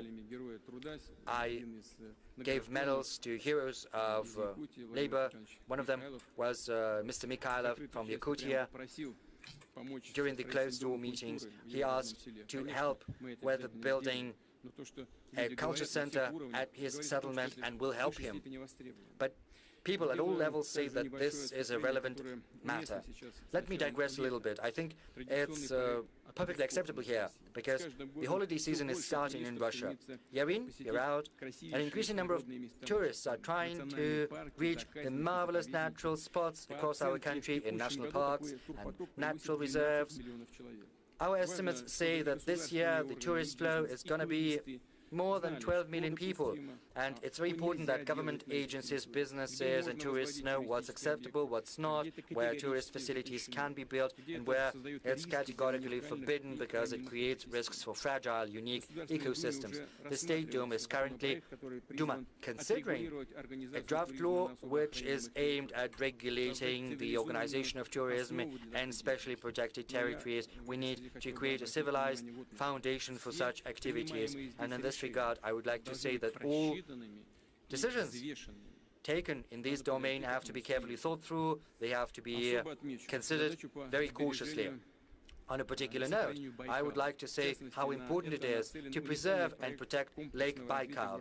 And this is precisely the objective of our unique comprehensive development project for the city of Baikal. It should be the example of rational, environmentally friendly economic activity we need, not just to liquidate and neutralize the accumulated damage done by the Baikal paper and pulp factory. We need to elevate the city to a new level of life. It should be the flame bearer of Russian environmental tourism. This project should be based on cutting-edge technologies and environmentally friendly energy sources.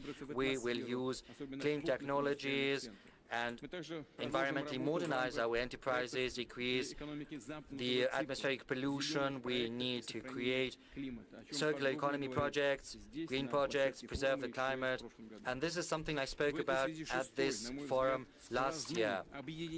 And we also come down to the sixth cross-cutting principle of our development, which is the achievement of technological sovereignty. We need to create an integral system for economic development that is not dependent on foreign institutions. We have to build all spheres of life on a new level of technological quality, and we should not be just barely users. We have to have technological keys to building goods and services of new generations. Over the recent years, we've been paying a great deal of attention to import substitutions, and we've made some great headway in agriculture, in defense, and medicine, and in many other things. We've got many discussions on that. But import substitution is no silver bullet. It's no universal solution. Should we blindly emulate others? Should we try to replace these goods and services with copies, albeit with good ones? We will always be catching up, and we have to be one step ahead. We have to create our own competitive technologies, goods and services, which can set the new world standards.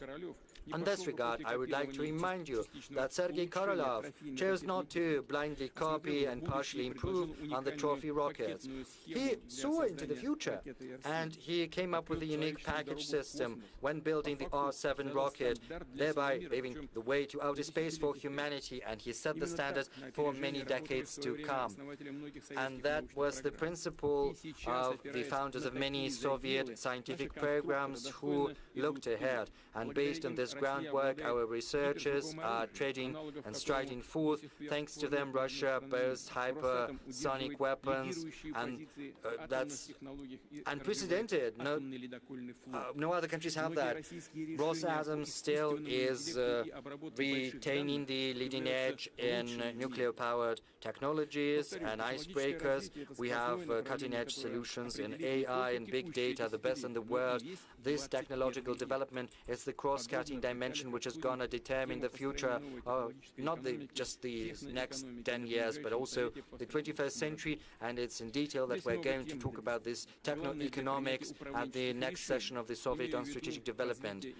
And of course, we need new managerial solutions to develop engineering, education, the transfer of scientific achievements. They have to translate into real economy. They have to be provided with financial resources. And we'll talk about the cross-cutting foundational technologies as well as about the digital transformation of whole sectors. Of course, we cannot produce everything. It's impossible, and we do not need that. But we need to have the critically important technologies. So should we require it, we should be able to set up our own production of any goods or services on our own basis within a very short time frame. And this is what we did with the coronavirus vaccine, and right now we've done that for many other products and services.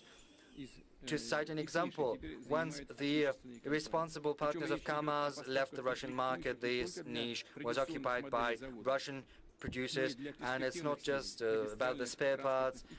There are also very good prospects for line haul, transport, and heavy trucks. I would also like to take note of the MIA payment system, which successfully replaced Visa and MasterCard in the domestic market. It's currently steadily increasing its geographic scope, achieving international recognition. Another example, the St. Petersburg tractor plant, its foreign partner, refused to provide motors and provide technical maintenance. Instead, Yaroslavl and Tutaev motor producers forced supply chains, and right now in March, April, St. Petersburg tractor plant achieved record highs in production levels.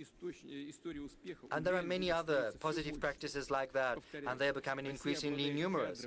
I reiterate, Russia boasts human, scientific, and technological foundation to create any products that is particularly relevant, including appliances and construction and industrial and service equipment. Right now we need to boost capacities to set up production lines within a very short time frame, and of course we need prepared production capacities and facilities. So I instruct the government by autumn to present the key parameters for new industrial clusters. In this domain, what's important is funding. In these clusters, entrepreneurs should have access to long-term, affordable loans, up to at least 10 years, and at no more than 7% interest rate in rubles. And we've spoken about that with the economic division of the government. Everyone agrees we'll do that. Secondly, taxation. In these clusters, the semi-fixed taxes should be at a low level, including insurance payments. The third avenue to pursue is supporting production at the earliest stages when building the package of orders, providing subsidies to get the products from these enterprises. It's going to be difficult, but I think subsidies will be required. We have to work this through. Fourth, facilitated administrative regime. There should be no 근데 뭐뭐 쏜다 하시는 분들은 그냥 좀 봐주세요. 얼마나 간절하면은 저러겠어. 그러려니 하고 그냥 귀엽게 봐주세요. 그리고 그거 쓰기 전에 구독, 좋아요, 알람 설정, 즐겨찾기 업. 감사합니다. Preferential regime for these industrial clusters, and it's gonna be enforced. 사실 저거 뭐뭐 간다 이런 거 쓴다 그래서 누구 죽이거나 뭐 하는 건 아니잖아요. 도배하면은 적절히 쳐낼 테니까 그냥 좀 쓰면은 그냥 저 사람 얼마나 많이 물렸길래 죽어가는구나 라고 그냥 생각하고 그냥 넘어가 주세요. 뭐 어차피 시비 걸어봤자 좋아할 뿐이지. It's important to see where you're going, to see the prospects. And that's why I would like to ask the government to work together with the SMEs Corporation as well as with our biggest companies to launch the tool of long-term contracts with state-sponsored companies and small and medium enterprises, because this will guarantee the demand for the goods produced by these entrepreneurs. This will help them expand their current production capacities or create new ones. We have already decreased the time frames for building industrial facilities. We have removed cumbersome procedures, but there are some margins for improvement, especially if you start from scratch. It takes from 18 months to 3 years, and if you want to buy ready-made industrial facilities, still the interest rates are very high. That's why I suggest we launch a new instrument, namely the industrial mortgage. I am referring to concessional long-term rates loans at 5% on a yearly basis.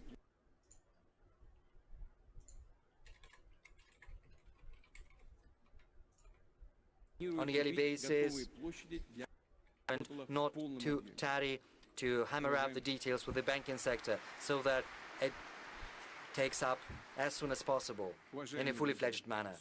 Distinguished friends, the rate and magnitude of changes happening to the global economy, to the finance and to the international relations are growing. Increasingly pronounced is the shift from globalization in favor of a multipolar growth model. The birth of a new world order is an arduous process. We are yet to face many new challenges, risks and factors which it is impossible to predict as of now. But it's evident that the rules, the very essence of the new world order, will be set by strong sovereign nations. Those who are not following in someone else's footsteps. Only strong nations can make contribution to the emergence of this new nascent world order. Otherwise, they will be relegated to the status of a disenfranchised colony of someone else. They need to strive forth, listen to the voice of time, change. And for that end, they should demonstrate national will and resoluteness. Russia is entering this era as a powerful sovereign nation. We are certain to use the colossal opportunities that are currently opening up in front of us. We'll get even stronger. Thank you for your attention.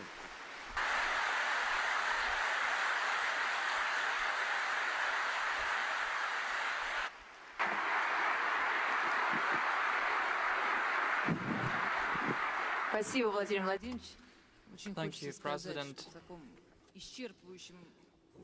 You have given a very detailed speech. It is exhausting and we have nothing else to talk 아니요, 이제 질문하고 막 그렇게 될 것 같아요. questions to ask, and we'll proceed to questions later. But now I would like to invite Kassym-Jomart Tokayev, President of Kazakhstan. I would like to invite you to the podium and to present. 카자흐스탄 대통령 있는데 지금 저거 카자흐스탄 대통령이래요. 카자흐스탄. 그러니까 이거 카자흐스탄 대통령 얘기하고 나서 푸틴 대통령한테 또 질문을 한다고. 또 어디서 많이 본 얼굴 같은데? 아니 잠깐만, 아니 이거 얼굴 저거랑 닮지 않았어요? 저거가 아니라 저 뭐냐 뭐지? 김일성 아빠 이름이 뭐였지? 맞나? 김일성? 김일성 아저씨랑 할아버지 김일성이랑 닮았는데? 사진 한번 가져와 볼게. We meet in the context, a special context of economic political turbulence. with global disruptions with regards to the pandemic and the geopolitical 맞네. tensions. It led to a new 잠깐만요. reality. Globalization was changed by regionalization with all its advantages and inherent drawbacks. Nevertheless, we see the reformation of a traditional economic model and trade routes. The world is rapidly changing. Unfortunately, 완전 in the 비슷하게 majority of 생겼는데? cases, not to the better. Inflation in many countries breaks down 카자흐스탄에서 부활했다고? 그래서 러시아 밑에 있는 거라고? we see lower resources and investments. The economic growth is restricted by the climate change, increase in migrants' flow, and accelerated technological advances. We are paying close attention to these processes. Talking about a new reality, it's important to take into account a rapidly changing world order and the change of well-established contacts between North and South, West and East. It's important for the countries of our region not only to find right answers to those challenges, but to use them to our benefit. In this regard, we are substantively, consistently will tap the potential of the Eurasian Economic Union. We need to bring the Eurasian integration in line with the One Road, One Belt initiative of China. As you know, Kazakhstan is now undergoing massive economic and political reforms aimed at resetting the state governance and to build a new just Kazakhstan. Our efforts are aimed at boosting economic growth, and in order for it to proportionally increase our people's well-being. We are aimed at sustainable development of trade and economic ties, to open up new industries, and to create conditions for the growth of human capital and to introduce investments. As part of a large-scale modernization of our country, we are building new rules, setting new rules of the game without monopolies and outrageous corruption. Our priority is to support the entrepreneurship. 지금 연준에서 연준의 조지가 inflation has shown no meaning sign of deceleration. 그래서 연준에서 지금 인플레이션은 의미 있는 감속 징후를 보이고 있지 않습니다. 라고 하네요. 시청자분이 보내주셨습니다. Will continue to pursue the construction of an inclusive, just society and will fight against social inequality. In my opinion, in order to sustainably develop all the countries of the region, it is necessary to set new horizons of cooperation and to create new ways for our economies to grow. In this regard, it's important to understand that it's crucial to ensure regional and global security. So next, I would like to draw your attention to the following. First, as I have already said, we need to strengthen the potential of the Eurasian Economic Union. This goal remains relevant for us. The aggregated potential of the economies of all the states is over $2 trillion. This is a huge market with a free flow of goods and services, as well as labor force. In any case, that is the ideal picture. Despite geopolitical challenges and pandemic, we continue to strengthen our mutual trade. Our trade reached its maximum over the entire period of the Union and accounted to $73 million, which is 30% more than was recorded last year. As part of the Eurasian Economic Union, the key partner, trade and economic partner for Kazakhstan has always been Russia. The trade turnover between our countries has increased by 30% and reached the number of $24 billion. This is the top, this is the record for us. And this year, over the first quarter, the trade turnover increased by more than 12%. In my opinion, it would be suitable and useful to develop a new trade strategy as part of the Eurasian Economic Economic Union that would take into account a new reality. Instead of counter-sanctions that, in my opinion, will not be productive, we should pursue a more active, even proactive, flexible trade policy that would be oriented towards the East and towards Asia and the Middle East, and we can play the role of a buffer market. In general, the success, long-term success of the Eurasian integration largely depends on the effectiveness of our joint trade strategy. Kazakhstan and Russia can bring industrial cooperation to a qualitatively new level. We have designed a special plan, a program of industrial cooperation in the modern conditions. Russian investors will enjoy industrial platforms with the relevant infrastructure. They will enjoy good investment conditions. These steps have already been made.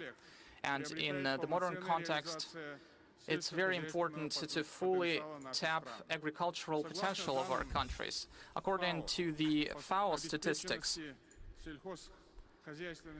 on the surfaces of agricultural lands, Russia and Kazakhstan are the leaders in this list.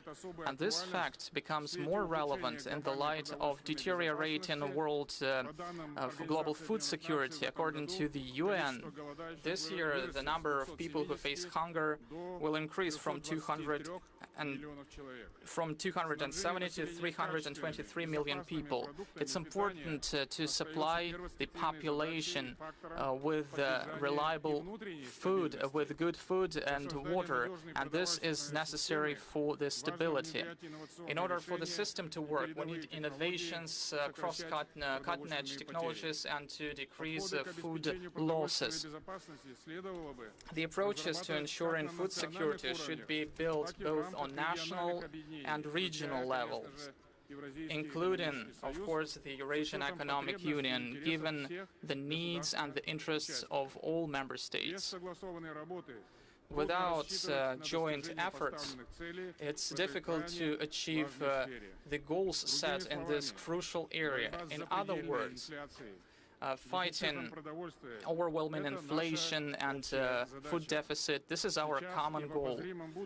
Today and in short term, this is the most relevant goal because it directly affects well-being of our citizens. Potential of Kazakhstan and Russia helps us to fully saturate our markets with the necessary food commodities, which was stressed by President of Russia. Secondly, I believe that it's important to expand trade economic cooperation with other countries. Kazakhstan is an active part of integration processes, and we have always advocated in favor of cooperating with other international organizations. On the margins of the St. Petersburg Forum, as I know, the participants are discussing the Greater Eurasian Partnership. This initiative was put forward by the Russian Federation. It is designed to create a common area for equal cooperation between countries and regional organizations. Therefore, we are in favor of creating a greater Eurasian partnership. This year, Kazakhstan is the president of the CIS. We have a successful experience of leading this organization, and I would like to say that the multilateral instruments for multilateral dialogues are very important, and I believe that the CIS can serve as a useful platform for implementing projects such as a Greater Eurasian Partnership. At the same time, the SCO, ASEAN, Eurasian Economic Union can become an integral part of a Greater Eurasian community. Traditionally friendly countries such as China, India, the Middle East countries, South and Southeast Asia, these countries can become important investors to the economies of our region. China has already become the most important trade and economic partner for our country. This country invested over $23 billion over the last 15 years. Therefore, deepening bilateral and multilateral cooperation with China is very important for our country. Political cooperation is important, as well as economic aspects. We need to tighten direct channels between businesses to build new transport and logistics corridors. And today, on this forum, I met Russian representatives, representatives of other interested states. We pay a specific attention to discussing these issues.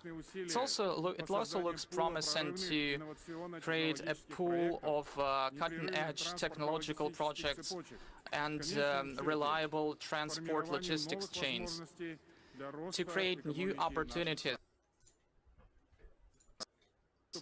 Thirdly, Kazakhstan has always stood in favor of international efforts aimed at combating the climate change. We will give more and more way for the green investments and to the relevant projects. Environmental problems are global. Almost all the countries of the world were affected, including Kazakhstan. Last year, because of the drought and problems with the river supply water from the river, we have. 아니야, 자도 괜찮을 거예요. 왜냐하면 카자흐스탄 얘기하고 있으니까 저기 관대한 우리 저기 푸틴 형님이 저 사람 살려줄 겁니다. 푸틴 형님도 졸려 보이는데. Of the closed loop. 푸틴님 졸려. On decreasing our dependence on energy, we develop renewable resources of energy to fight against energy losses. Industrial ties between our countries and geography dictates that it is necessary for us to unite efforts in this strategically important sphere. I hope that together we can come up with reliable approaches and to identify concrete measures to achieve sustainable results. Fourth, a sustainable source of economic growth is, of course, a qualitative human capital and a constructive intercultural dialogue. As part of the International Decade of Reapproaching of Cultures declared at the UN, we will continue to make efforts to increase cultural diversity and to promote intercultural dialogue internationally. In September this year, our capital will host the traditional meeting of world religions, and we would like to invite religion personalities from Russia to take part in this forum. We are actively changing the system of higher education in leading international universities, including Russian universities. We deepen educational ties. This is of particular importance in order to strengthen. 아니 다 자고 있어. 푸틴 형님 연설할 때는 눈 부릅뜨고서 참다가 푸틴 형님 내려가자마자 다 자고 있어. Cultural initiatives will help to make a significant contribution to sustainable economic development of our countries. Distinguished participants, Kazakhstan firmly believes that Eurasia is our common house and the states of our continent must 아니 근데 미안한데 이 카메라 사람 눈치 없어. 왜 자는 사람 얼굴을 혹시 이거 증거자로 남기는 거야? 아니 왜 자는 사람 얼굴을 찍어? 데스노트야 데스노트? 와 너무 무서운데? 살생부 찍는 거라고? 아 카메라 이거 찍는 사람이 KGB 요원이라고? 와 그럼 진짜 무섭겠다. 이따가 딱 집에 가는데 지인들한테 졸았냐고 지금 빨리 가서 푸틴 발 붙잡고 발에 뽀뽀하라고 막 이런 식으로 막 문자 오는 거 아니야? 근데 이게 우리는 웃으면서 얘기하긴 하는데 그 진짜일 수도 있어서 좀 무섭긴 하네요. 그쵸? some negotiations took place. Eurasia is indeed our common house, and we would like this house to 이제 질문입니다. 패널 질문. efforts. And now we will move to Africa. We have an address by the president of Egypt, Mr. Al-Sisi. 이집트 대통령도 왔는데요? 뭐야, 잠깐만. Distinguished President of the Russian Federation, Vladimir Putin, ladies and gentlemen, dear participants, first of all, I would like to congratulate His Excellency President Putin with the anniversary forum. Since its first session in 1997, has already become an important platform for the business community to cooperate, has become an outstanding economic event, which discusses the main economic problems that... 잠깐만, 푸틴 형님 졸려. 자는 거 아니야? 푸틴 형님 자다. 잠깐만.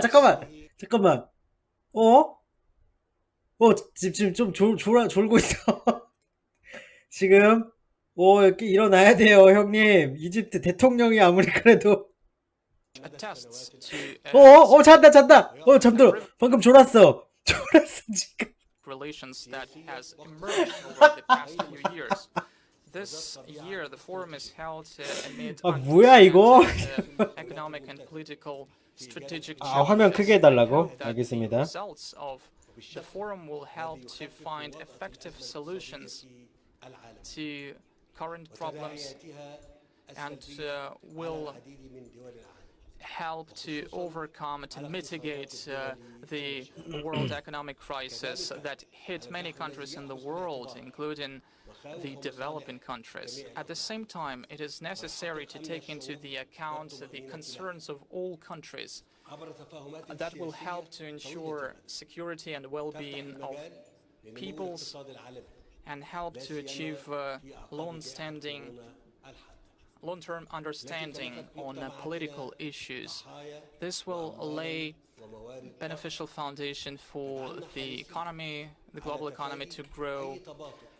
It's very important in the post-COVID environment because pandemic demanded us to devote many financial resources.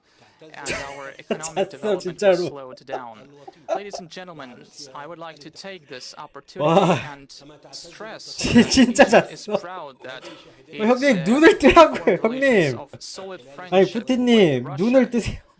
And we have formed this relations 아 미치겠네, 웃겨서 못하겠네. in the most important areas of economy, in the interest of increasing well-being of our peoples.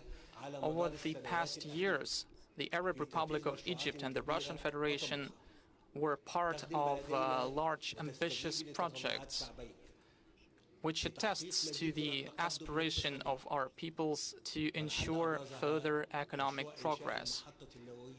Maybe one of the most important projects, perhaps, is the building of the Adaba nuclear power station, which is in line with the national Egyptian strategy in terms of national projects using the renewables. We can also name the Russian industrial zone as part of the Suez Canal economic zone, and this project will be an important indicator of economic growth in Africa. The development of Egyptian railroads and other joint projects are important because they benefit both our countries.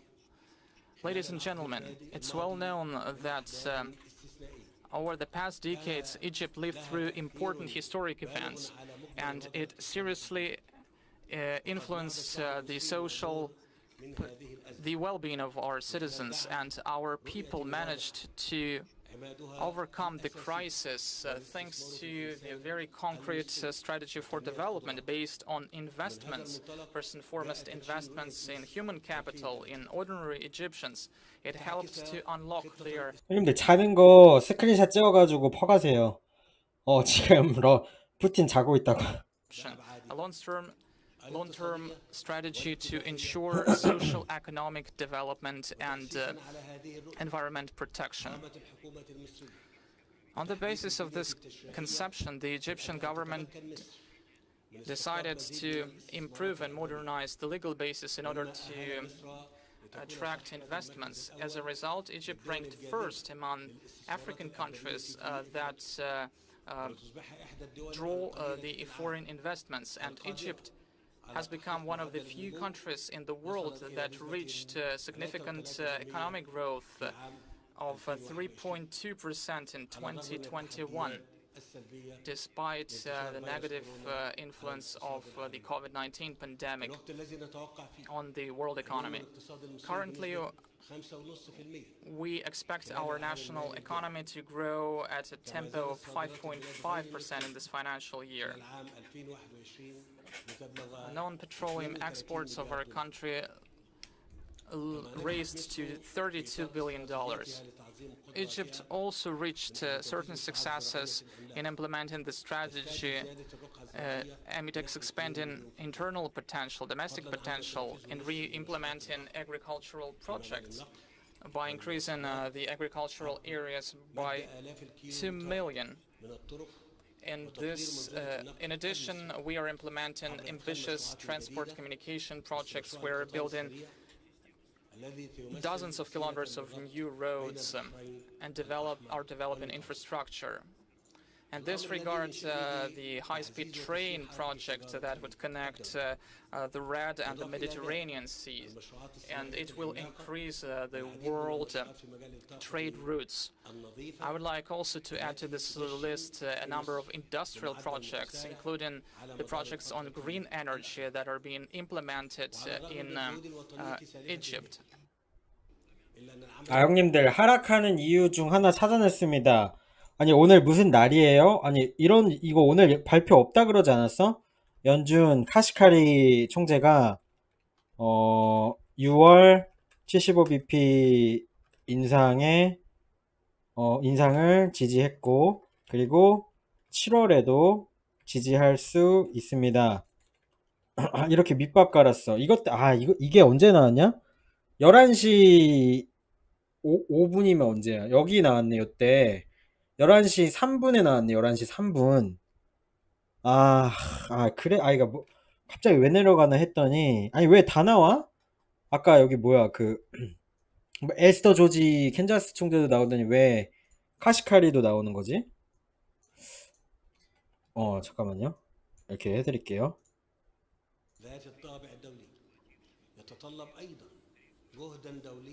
In order to overcome this global crisis, we need to unite our efforts to coordinate our steps in order to normalize the situation. In particular, it's important for the naval navigation, for restoring food supplies, grain, oils. We need to stabilize the global situation to reduce the consequences of economic crisis for those people who struggle.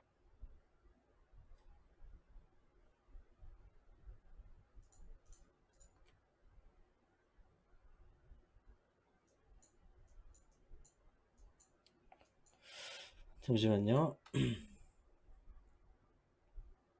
화면이 왜 지금 끊긴 것 같은데?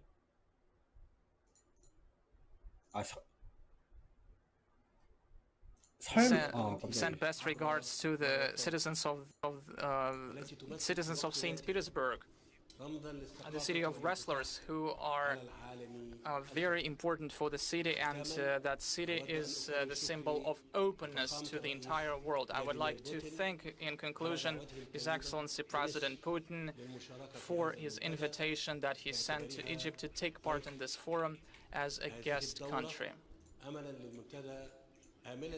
I would like to wish the participants all the success. To all the brotherly nations, I would like to wish constructive, successful cooperation, prosperity, and progress. I pray to the God to send us peace and stability, to prevent wars, to avoid social economic consequences of conflicts, to resort to dialogue. to the language of mutual understanding and peaceful coexistence. Thank you for your attention. Thank you very much, Mr. President. I'm sure all the residents of St. Petersburg are particularly pleased to hear those warm words addressed to them. Well, we have a little way to go before we move over to the discussion, and we'll tempt you a little bit longer. Before that, we'd like to listen to the address by the President of the People's Republic of China, President Xi Jinping. Your Excellency, President 오, Vladimir 시진핑, Putin, 와, ladies 이거 and 저기, gentlemen, dear friends. 이거 저기 공산 슈퍼 세미나예요? 아니, 무슨 푸틴 형님에다가 시진핑까지 나와? 뭐야? 이걸 왜 아무도 모르고 있었지? Pleasure to join you again at the St. Petersburg 나 International Economic 시진핑 Forum. 연설하는 거 처음 봐. In February, President Putin visited China and attended the opening ceremony of the Beijing Winter Olympics. We had friendly exchanges and reached many important common understandings on expanding all-round bilateral practical cooperation. 근데 이 와중에 푸틴 형님 잘려는 거 실화야? Emphasizes extensive consultations, joint contribution, and shared benefits. Currently, China-Russia cooperation is showing good momentum across the board. Two-way trade reached $65.8 billion in the first 5 months of this year, and is expected to reach a new high for the whole year. This reflects the strong resilience and internal impetus of our bilateral cooperation. As a result of major changes and the pandemic, both unseen in the century, the world is entering a new phase of instability and transformation. Economic globalization is facing headwinds, the North-South gap keeps widening, and development cooperation is losing steam. All these are weighing down the already struggling world economy and posing unprecedented challenges to the implementation of the UN's 2030 Agenda for Sustainable Development.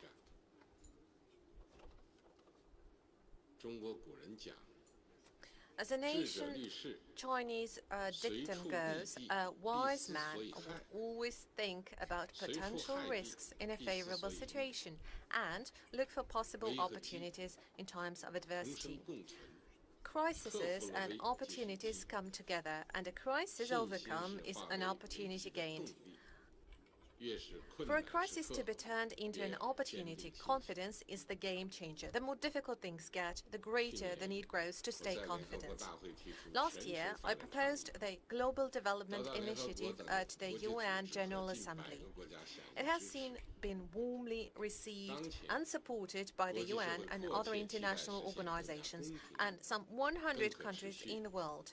At a time when the international community is so keen about achieving more equitable, sustainable, and secure development, we should seize opportunities, meet challenges head-on, and work on the implementation of the GDI to build a shared future of peace and prosperity. First, we need to foster an enabling environment for development. It is important that we follow true multilateralism, respect and support all countries' pursuit of development paths suited to their national conditions, build an open world economy, and increase the representation and voice of emerging markets and developing countries in global economic governance, with a view to making global development more balanced, coordinated, and inclusive. Secondly, we need to strengthen development partnerships. It is important that we enhance North-South and South-South cooperation, pool cooperation resources, platforms and networks of development partnerships, and scale up development assistance in order to forge greater synergy for development and close the development gap. Third, we need to advance economic globalization. It is important that we strengthen soft connectivity of development policies and international rules and standards, reject attempts at decoupling, supply disruption, unilateral sanctions and maximum pressure, remove trade barriers, keep global industrial and supply chains stable, tackle the worsening food and energy crises, and revive the world economy. Fourth, we need to pursue innovation-driven development. It is important that we unlock the potential of innovation-driven growth, improve the rules and institutional environment for innovation, break down barriers to the flow of innovation factors, deepen exchanges and cooperation on innovation, facilitate deeper integration of science and technology into the economy, and make sure the fruits of innovations are shared by all. Ladies and gentlemen, friends, the fundamentals of the Chinese economy, its strong resilience, enormous potential and long-term sustainability remain unchanged. We have full confidence in China's economic development. China will continue to promote high-quality development, expand high-standard opening up with firm resolve, and pursue high-quality Belt and Road cooperation. China stands ready to work with Russia and all other countries to explore development prospects, share growth opportunities, and make new contributions to deepening global development cooperation and building a community with a shared future for the mankind. Thank you all.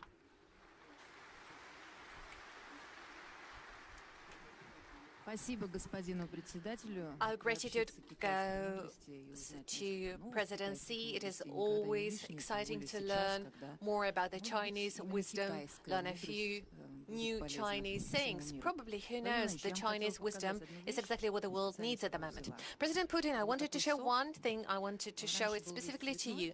That's a package of juice. It doesn't really matter what kind of juice it is or what brand it is, but look at the packaging. It used to be very different. It looks very colorful. Now it's all white. Why so? Well, because there is no paint available. The manufacturer of paint for that type of packaging has left the Russian market, and now we have heard that even the manufacturer of the packaging itself is about to leave Russia as well. So even that will no longer be available. So that would probably mean that we would have to bottle juice to put it into glass bottles as it used to be when I was a child. So there are very different positions on that. You slightly touched on the matter in your address today. A major part of the people present in this hall at the moment have probably arrived to St. Petersburg on a Sapsan train. We hear from some people that will replace Sapsan trains by the Chinese trains that are even better. Some say that we will learn to manufacture trains on our own. Well, I have to say that the high-speed trains we used to have in 1984, they were called R24. I was aged 4 at the moment, and back then we had high-speed trains, but we no longer have them, which is quite sad. And there are people who say that, no, we cannot substitute Sapsan trains. They will operate for about 2 more years, and then we will have to make a step back, and we will have to refuse from high-speed transportation. And that will happen everywhere. Mobile phones, computers, everything that we're used for. And we will have to refuse from that. That would be extremely sad, really heartbreaking, I would say. Is there any other option? Well, whenever a decision is being made, any decision, you have to focus on the essentials. What are the essentials today? Our independence, our sovereignty, and ensure our development in the future, now and for future generations. Or have a nice package today. Well, if we don't have our sovereignty today, then in some not far away future, we will have to procure everything, and we would only produce oil, gas, horse saddles, maybe as we used to do it in the past, and sell timber abroad. Well, that would be inevitable, and this is exactly what I was talking about in my presentation. Only sovereign countries can count on independence in the future. But it does not mean that we should step back and turn back the time to 30 or 40 years. Well, as for packaging issue, I do not think that it is so extremely complicated, and it's not something that we could substitute either with the help of our partners from other countries who would be delighted to occupy this niche, or maybe it's something that we could do on our own. Well, I see President Tokayev nodding his head, so most probably they are ready to jump at this opportunity. I'm sure they are, but that's not the point of the matter. We talk about import substitution a lot. Well, I would only add a few words on that. I don't want to take too much time. I will just answer this question. It's not about import substitution as such. It is important to create our own opportunities based on development of education, science, new and promising engineering schools, be that packaging or any other things, even smartphones.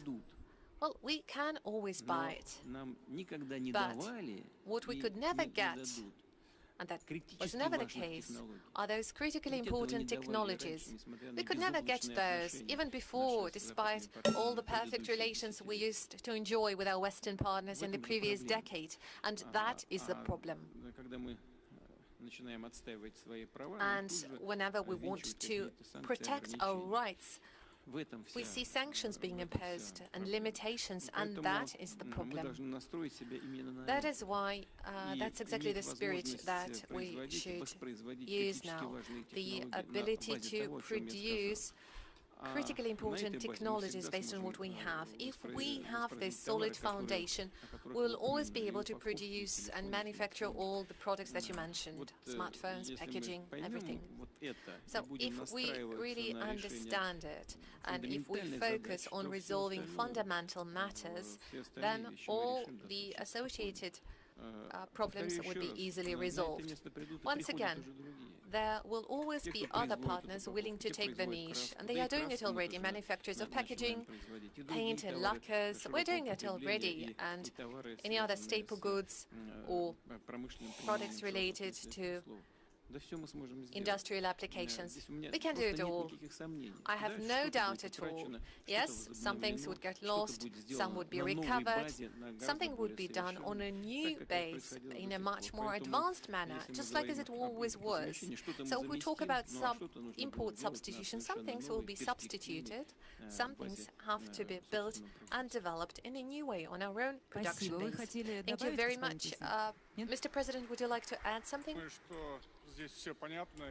Well, I guess it does not require any further clarifications, really. And judging from a very interesting address,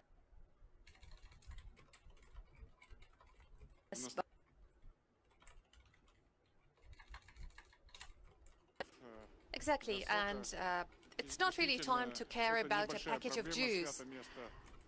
And indeed, if there is an exciting and lucrative business, it will always be taken, and there will always be partners to come and replace the other ones. There will be new packages of juice, I can assure you. New entrepreneurs will come up. We are talking today about something much more important, and this is what I focused on in my address, the importance of Eurasian cooperation. The importance... 와, 겁나 까인다. 진짜로. 주스 박스 한번 얘기했다가 푸틴한테 주스 별로 중요하지 않다. 주스 따위 같은 게 중요한 게 아니다. 이런 소리 듣고 있어. Very much, and I wanted to ask you about Eurasian Economic Union. You addressed the necessity to strengthen cooperation in Eurasian space. We all agree, but will we be allowed to strengthen this partnership? Clearly, Russia, Well, how should I put it softly? Well, Russia is no longer caring to pay attention to somebody else's criticism or pressure. That was never the case, but there are other member countries. I'm sure your country, and maybe even you personally, are feeling this pressure. We can only guess. Maybe you would let us know more about it, but some other countries are being threatened by secondary sanctions. Will we be able to do that? Take into account the factor of pressure, not the goodwill we have it, but those threats. As for Kazakhstan, I would not say that there is direct pressure being imposed in our country. Well, it is a matter of negotiations. Sanctions do exist, and we are taking those sanctions into account in our economic and trade strategy. But at the same time, there are obligations that Kazakhstan has. We are bound by the early agreements we have with the Russian Federation, and as I mentioned in my speech, the geography itself, not to mention the history, means that we are to be together, work together in some very specific conditions. I have mentioned availability of a special industrial cooperation program between our countries. So we are going to work on that, and I assume that the Eurasian Economic Union, despite all the difficulties, has a bright future ahead of it. And the member countries that have joined the Union together comprise a meaningful economic force, big economic potential. Well, one cannot rush ahead, and I certainly do not want to criticize anyone at all, because the actual difficulties and hurdles do exist. That is objective reality of today.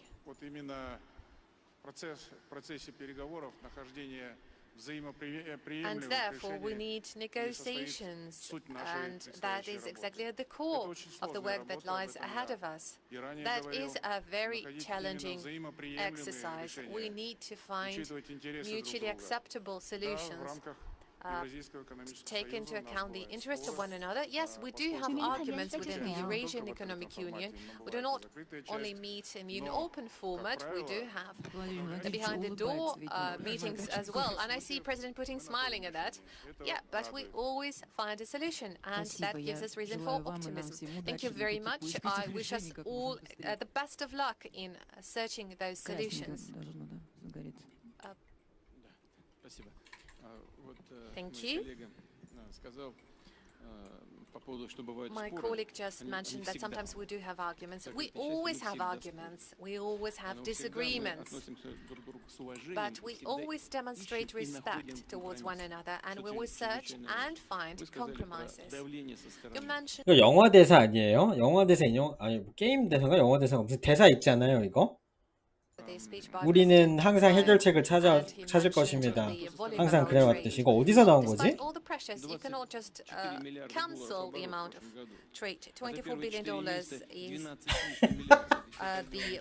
인터스텔라야? 5 billion for the few months of this year, and it will only be bigger. It will get close to 40 at the end of the year, probably. So this is something you can't cancel. It exists. 아니 어디서 들어본 대사여가지고. Of workplaces are dependent on that, and the well-being of millions of people. It's just like if you try and cancel or anything, well, they try to impose sanctions on Russian fertilizers, but then they revert to their decision because everybody needs something to eat, and sanctions can change this. And an attempt to make a blitzkrieg against Russian economy. Well, clearly they failed. As Mark Twain was saying, the rumor of my death are strongly exaggerated. Well, the same applies here.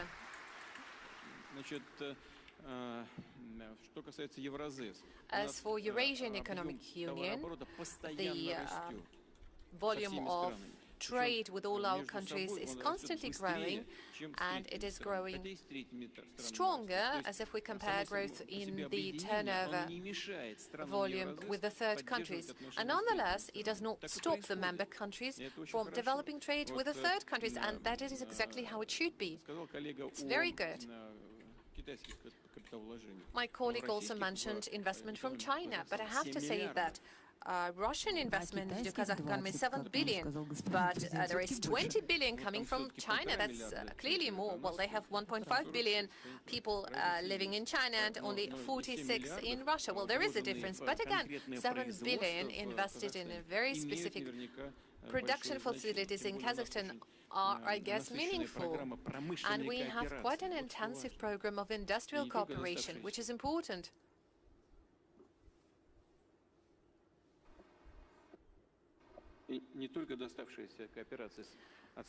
And it's not just the cooperation we've been having with the Eurasian Economic Union, but those are also newly developing projects. You can't cancel that, you can't ban it, no matter how much you'd like that. So problems are being created, but I'm confident that we will overcome them. Just as a follow-up on your comment that everybody is hungry and everybody needs food, well, you could hear a slogan somewhere around Moscow, like, all we can hope for is hunger. What is meant by that is that, well, here comes hunger, and that's when our partners will come to their mind and will cancel sanctions because they will realize that they have to be friends with us. Do you think that that is a realistic forecast? I really wouldn't want the hunger to be the reason, but still. As I mentioned in my speech, the situation in the global food markets is deteriorating. And again, I want to emphasize, it's not our fault.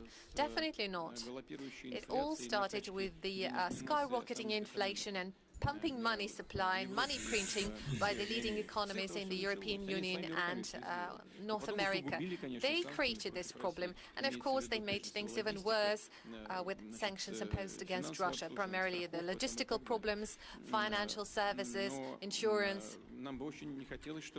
But we certainly wouldn't want anyone to suffer from hunger because of that. I've lately was meeting the representatives of the African Union. I told them, and I want to assure them once again, we're going to do everything possible on our side to take care of the interest of our regular buyers of grain. And by the way, lately we've been supplying grain to Kazakhstan as well. And we intend to do it this year as well. I've already mentioned this number, 50 million tons of grain we're going to have this year. That is a serious volume. We are still leading in volumes of sales of grain at the moment. We are number one in sales of grain in the world. But again, we are not happy at all, and we are not taking joy in any kind of negative consequences. 네, 형님들 실시간입니다. We really will come to their common sense, and the situation will calm down, and everyone will start treating interests of their partners with respect, and will function normally. And I have no doubt that time will pass, and many of our partners from at least European countries will come back to the Russian market and will keep doing business here. I'm absolutely convinced of that. Life will force them to do that, and we will not stand in their way. We are open to the world, but they have to realize that you need to treat other people with respect. I hope so. We were warmly welcomed by the president of China, and there are different opinions on China among experts on the region. Some experts say that China is being careful that it will not extend a helping hand to us because it can damage their interests. As an example, they say that Huawei shops are being closed in Russia. Others say that cooperation with Moscow corresponds to the core Chinese interests.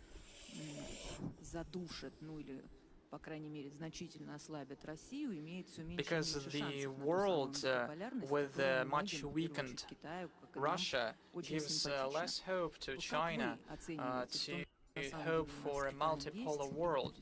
In your opinion, what do you see? What will be with the picture with China, and what is the situation? You know that multipolarity is not a preferred scenario; it is inevitable.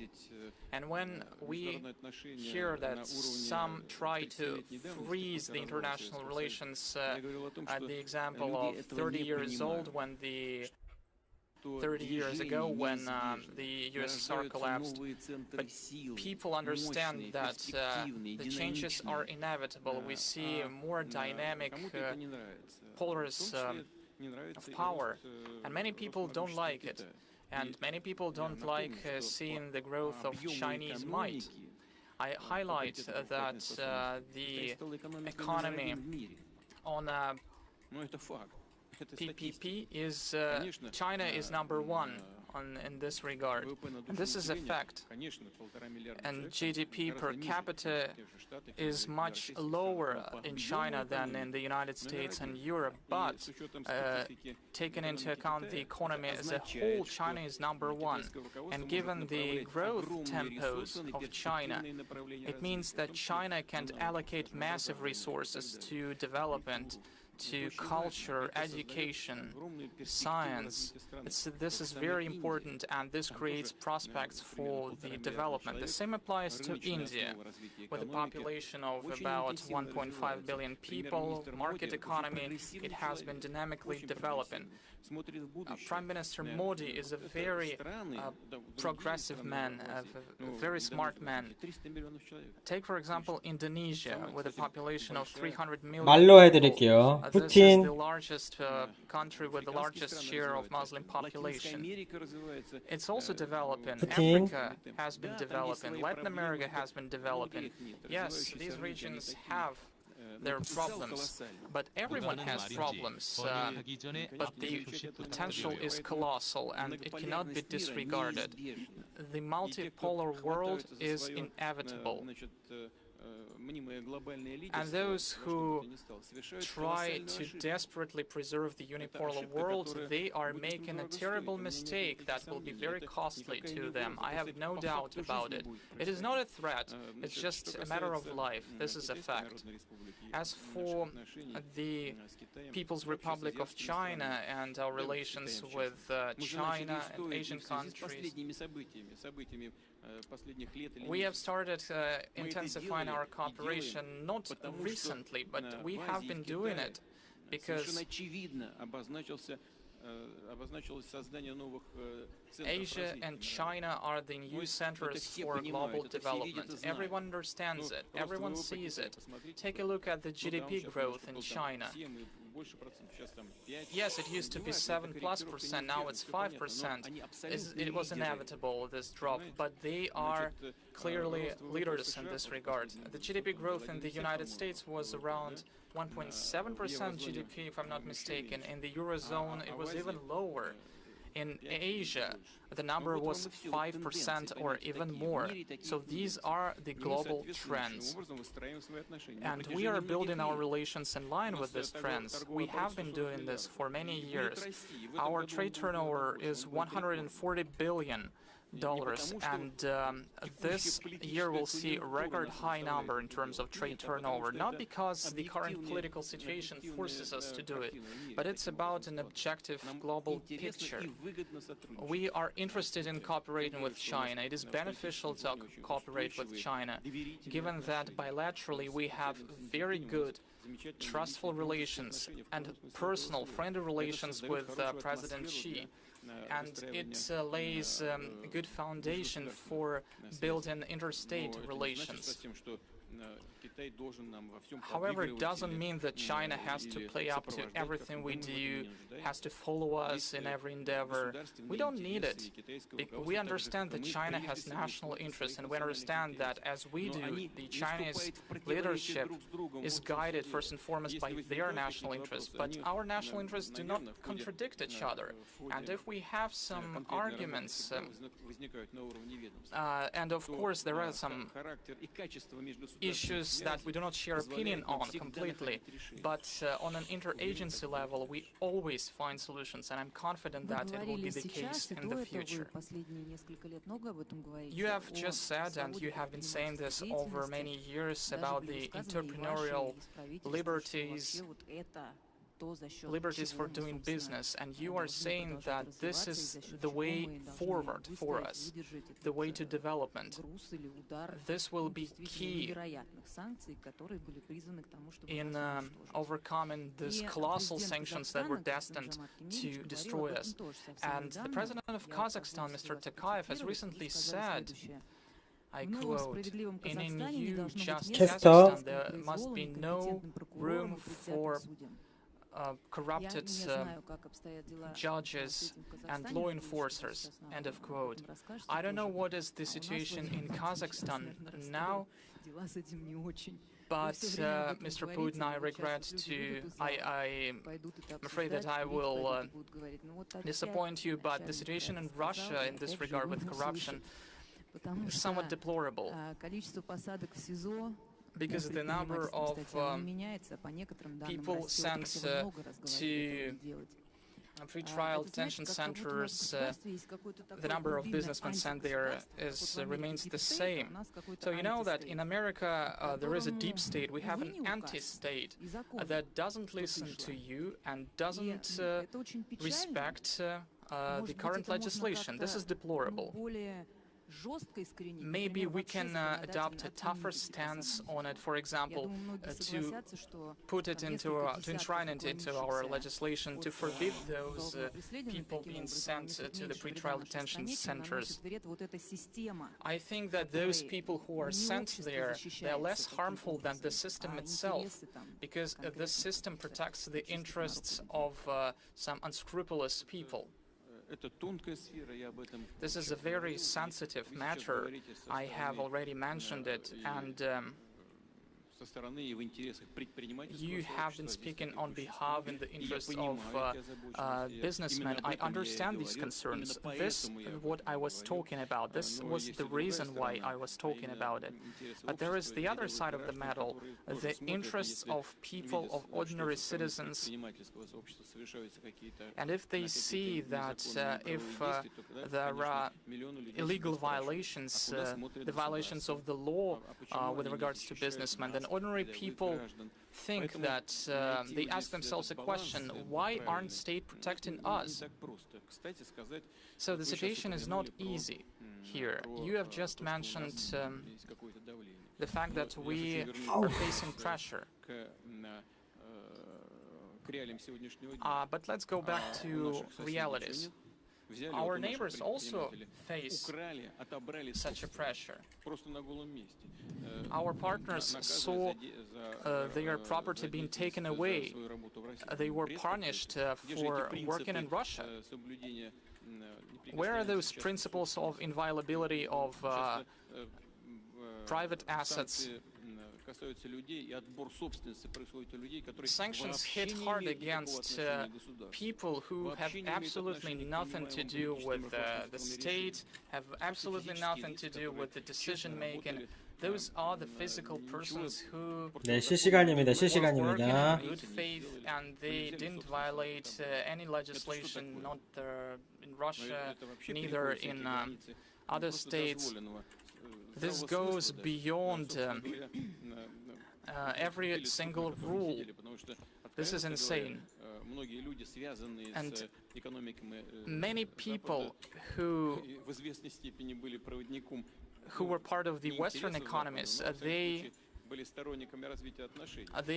were in favor of developing relations, but then when they were taken everything, when they saw their assets being taken, they were really offended. And in 2014, you said that they will feel the consequences. Unfortunately, this was the case. But there is nothing like that in our country. Yes, there are problems. Otherwise, I wouldn't have raised this topic. And facing today's difficulties with regards to the pressure from the outside, I constantly repeat we can respond effectively only by increasing liberties of our ordinary citizens. And it applies to the law enforcers also.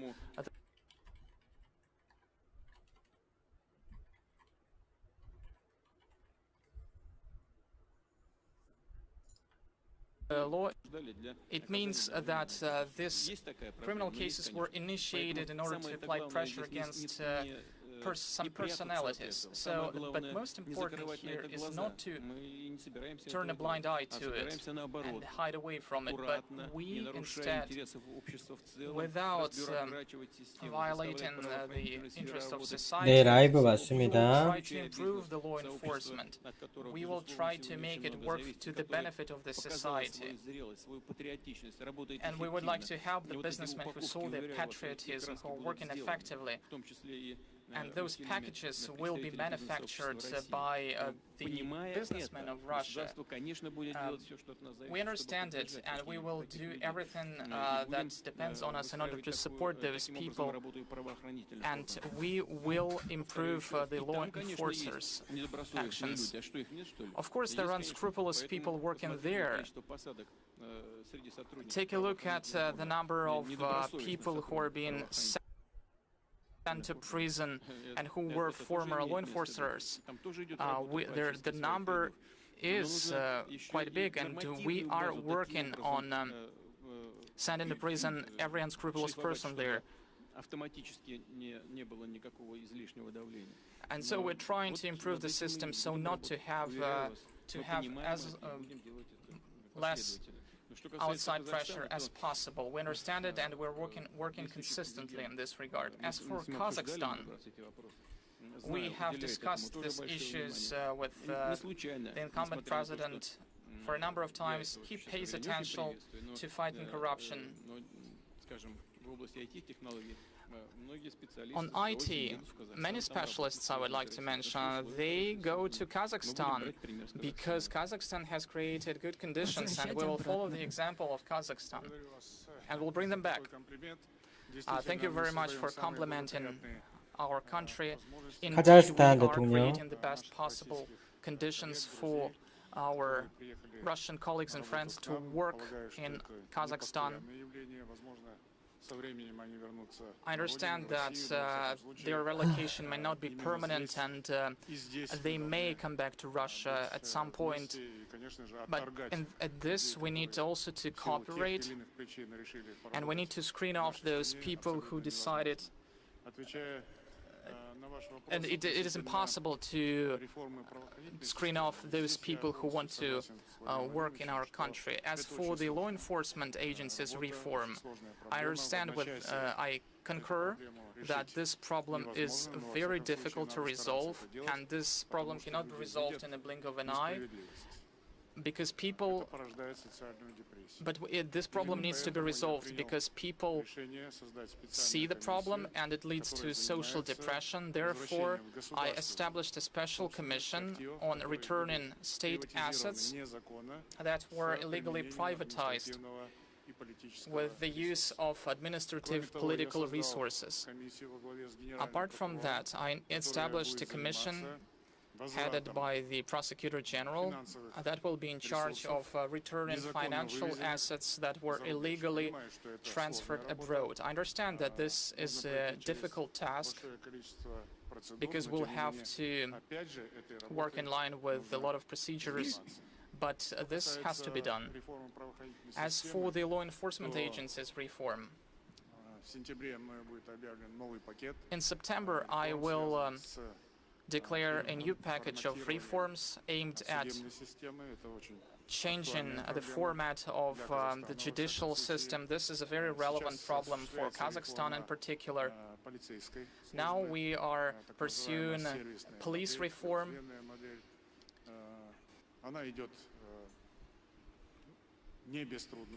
Yes, we are facing some difficulties in this regard. Nevertheless, I believe that in the long run we will be successful. What we need, what is crucial, is the political will and the support from our citizens. If our citizens, if our society demand this reform, if they support this reform, I believe that in the end we will be successful.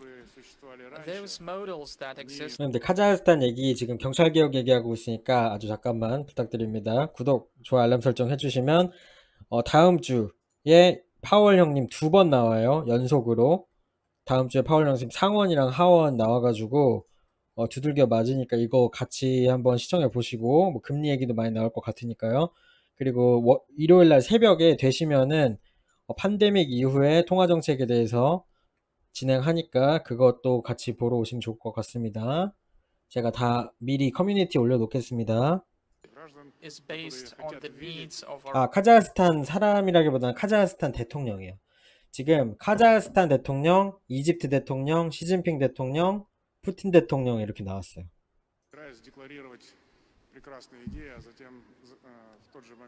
Don't get me wrong, I'm not going to state noble goals to set out. 와, 좋아요를 100개나 눌러주셨네. 감사합니다. 고맙습니다. 여러분들 사랑합니다. 앞으로도 열심히 하겠습니다. 카자흐스탄 것도 중요하긴 한데 푸틴 대통령께 훨씬 더 중요하니까. Specialist on China by education, and I concur to the thought expressed by President Xi Jinping, saying that every danger has an opportunity and every opportunity is. 그러니까 이거 형님들 이거 지금 러시아가 오늘 이거 진행한 이유 중 하나가 그건 것 같아요. 아까 대한민국 등등 해가지고 미국이 경제 그거 얘기했었거든요. 그 세미나라기보다는 회의를. 그러니까 그 미국이 뭐 아까 국기 보셨죠? 그거 반대로 러시아, 중국, 이집트, 카자흐스탄이 이제 또 진행을 한 것 같아요. 예, 그러니까 사실 맞불 전략 느낌으로. 아까 보셨죠? 잠깐만요. 제가 한번 다시 보여드릴게요. In the Hansin region, I remember very well when this company was stationed was based in a 3-room apartment. And at that time, nobody thought that it will become global, but it happened. The key to the Chinese success is the fact that Deng Xiaoping managed to build a economic concept. He reunited capitalism with a social foundation. He said that it was Chinese-specific socialism, and it was China who understood the importance of modern technologies, and they did it step by step. First of all, they produced essentials. 형님들, 근데 이집트가 목이에요? 이거 보세요. 이집트 여기도 있는데 바이든 대통령이랑 한 거에도 이집트, UN, 알라베니스, 노르웨이, 오스트레일리아, 이집트, UN, 유러피안 전체, 나이지리아, 칠레, 독일, 한국, 터키, 캐나다 있는데 왜 아까 아니 이 형님은 뭐예요? 박쥐야? 왜 여기도 나와?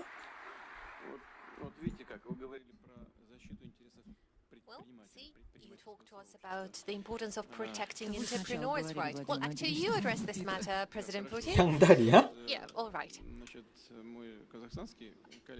My colleague from Kazakhstan the matter of asset recovery, and especially the capitals that were brought out of the country illegally, and now you don't know how to bring them back to the country.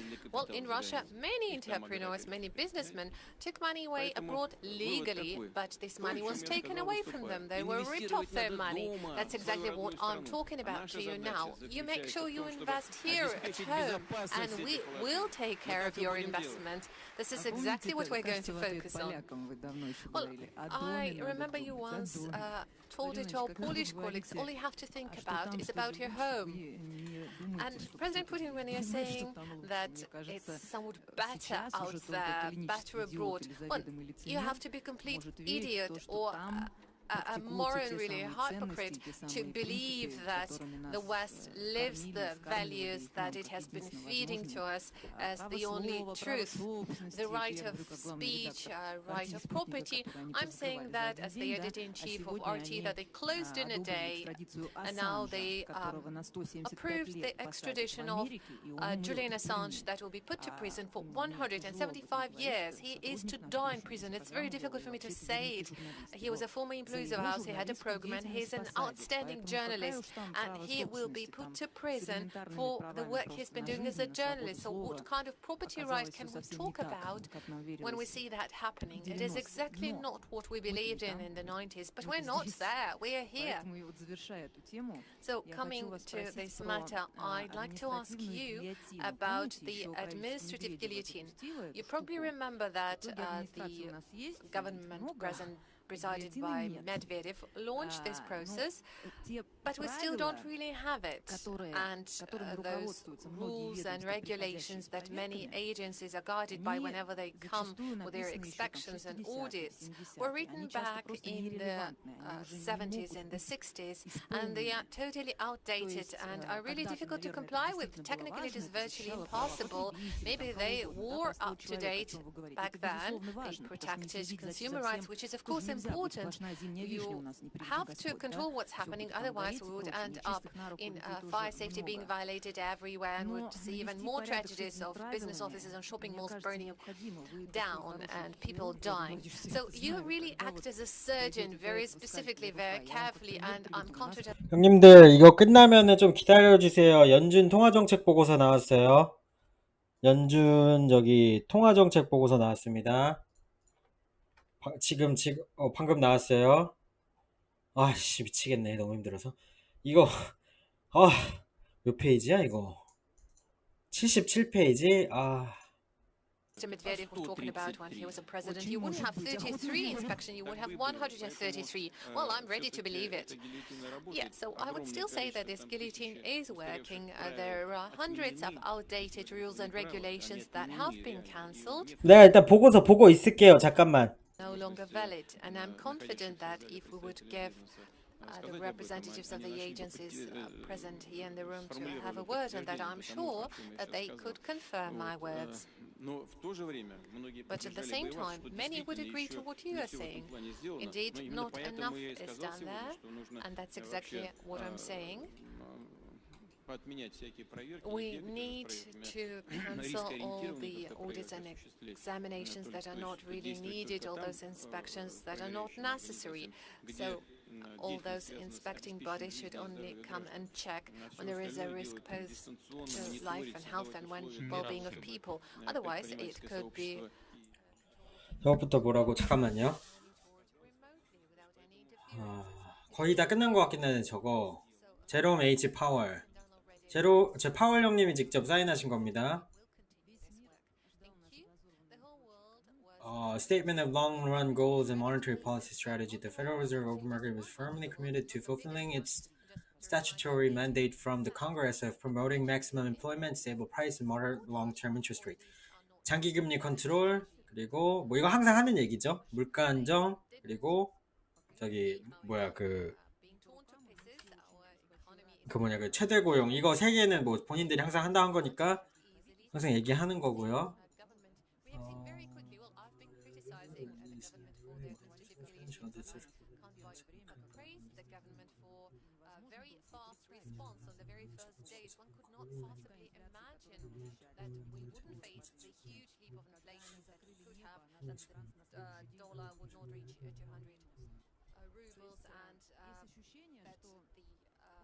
Aviation would be at a halt. So, with God's help, we think that we are really at the threshold of possible in a good sense. Because we acted really quickly as we could, and we can't blame the government for being slow. But the question is, maybe it is time to review the whole system. It was really interesting to hear you say that we need not just import substitution, we need to do something new so that they are trying to keep up with us. That applies to technology, if I understood you correctly, to the industry. Maybe the same could be applied to the economic model as such. Well, heard about market economy a lot, about capitalism, but now we start seeing it differently. Today at the Bank session, it was mentioned that capitalism has outlived itself. It's all about trade and making money. Maybe entrepreneurs should see their role differently, the place they live, their home. They have to treat it differently and try to make it better.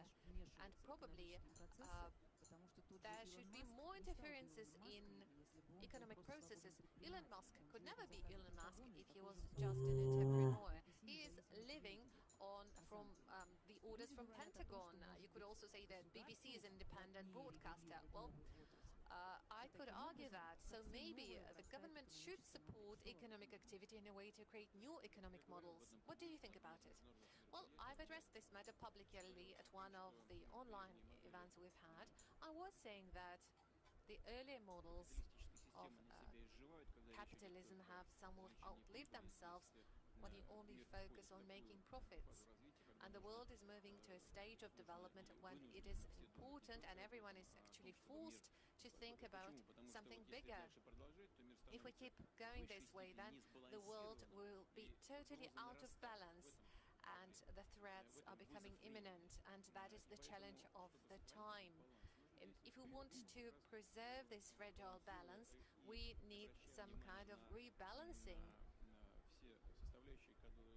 And we need to take into account all the factors that violate this balance. The same applies to matters of food security, shortage of food. 이거 끝나고 나서 봐야 될 것 같아요. 어차피 지금 If the major economies of the world would act like vacuum cleaners, sucking in all the products available in other countries by bringing them home, well, the problems would only grow because of that. What would be the outcome? Not just hunger. Those would mean new waves of migration, and those migration flows that are already present in the United States. 라이프타임님 코어 Like tsunami, they've been talking about building a wall on a border to Mexico. Well, those flows of migrants are still there. 메카닉님 감사합니다. Might argue as long as they want, but the migrants are coming. God forbid if hunger happens in Africa, then the economic migration would only come to Europe. How are you going to react to that? Well, very simple. You simply have to stop acting like this when you only think about yourself. If they go on like this, the consequences would be severe. We need to move on to other type of model of doing business and regulation. That is a difficult process, but I think it is inevitable that the global community will come to this idea.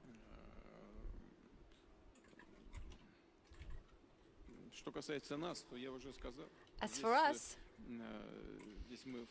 like I said, we are in this paradigm, in this global trend, and we primarily need to focus on what my colleague was talking about, the president of Kazakhstan. We need to first and foremost focus on the matters of economic growth driven by technological development, new management models for the economy and social and political affairs. This is the only way for us to ensure leadership. This is where we have our competences. Thank you very much, Mr. President, Mr. Tokayev. I'd like to ask you, do you think that that kind of imminent changes are likely to happen to the global economic models? Do you really think that they are inevitable? Well, I would say life dictates this necessity today. But on the other hand, I would agree to what President Putin said about inevitability. And I also agree that there is no need for self-isolation. I am a strong supporter of international cooperation, both political, even more so cooperation in the area of investment, economics. If you fail to do it in one area, you have to switch over to another one.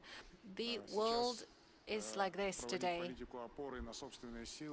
If you only want to focus on your own strength, You won't go far. Import substitution in a pure form can't exist. You need to actively search for opportunities at other markets. You need to interact with your partners. And coming back to China, China plays a vital role for Kazakhstan as a market. We have a shared border that brings us together. It is more than 4,000 kilometers in length. Everything produced in Kazakhstan, be that commodity or consumer products, chocolate, oil, plant oil, sunflower oil, it has a very high demand and finds its consumers in the Chinese market, and we trust our relationships with China. It is a very reliable partner, no matter what people say. Who says anything bad about China? Well, you know that better than I do. So in terms of regional cooperation, and even more so global aspects of it, have to stay. We are against self-isolation. We need to work with one another. Of course, now it's very difficult to survive on your own. Certainly, Russia has much greater opportunities because the economy is relatively large, the country is large. We have less opportunities, I have to be open on that. Although the potential of the Kazakhstan economy is extensive. In the Central Asia, our economy is bigger than the economies of other Central Asian countries combined.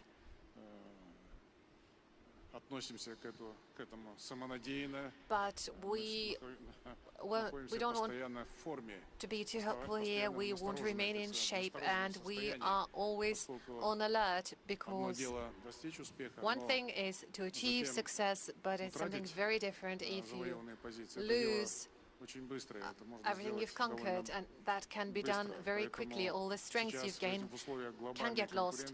So under the circumstances of global competition, we have to stay in good shape, and that's exactly what we're focused on.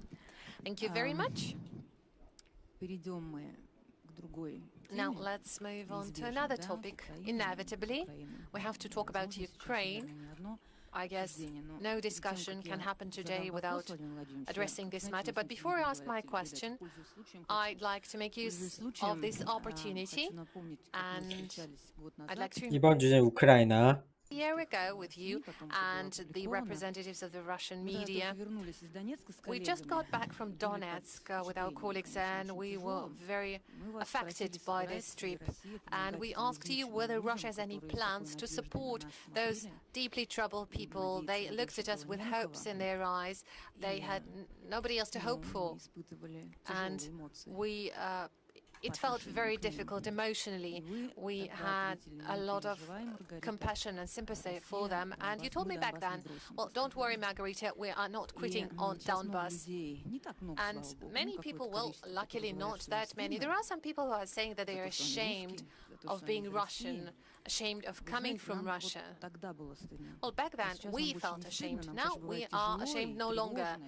We can be worried, concerned, not because of the sanctions. I'm sure we'll overcome sanctions. We are concerned because people are dying, but we are ashamed no longer. And on behalf of my colleagues and millions of people who share my feelings, I would like to thank you.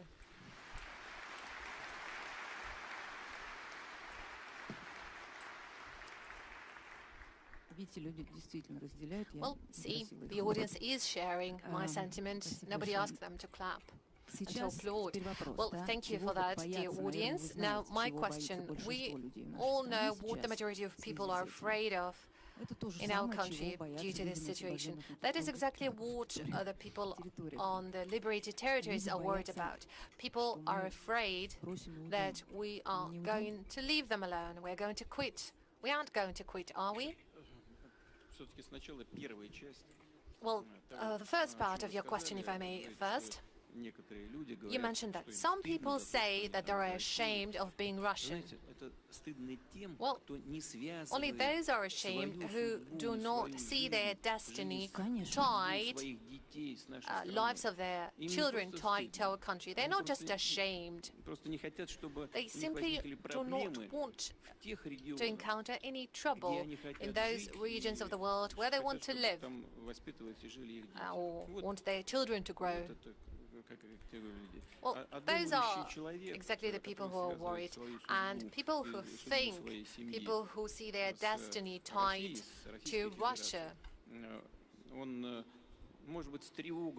Well, maybe they are concerned by what is happening, maybe they are worried, but deep in the heart, they are definitely very much interested in Russia growing stronger, more independent, more sovereign, more confident in its own future. It can't be seen in any other way if you want your children to grow here and to live here. So we shouldn't really talk about shame here, it's something different. Now, as for what is happening, well, military action is always a tragedy, but we were forced to do that. It was inevitable. We were forced to act in this manner.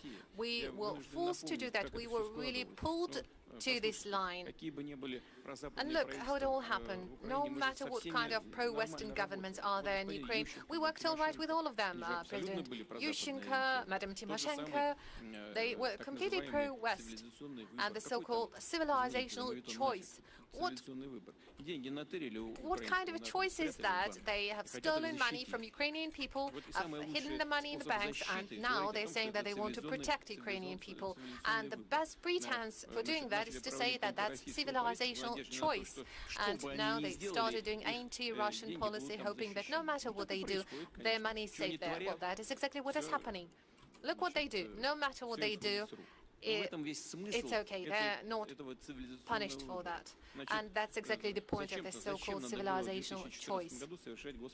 Why create this upheaval and coup in 2014? Well, look, 3 ministers of foreign affairs from 3 European countries, Germany, France, and Poland, came to Ukraine. They were present as guarantors of agreement reached between President Yanukovych and the opposition. I received a call from President Obama. Let us make sure that the situation calms down. All right. And in a day, there is an upheaval, there is a coup happening in the country.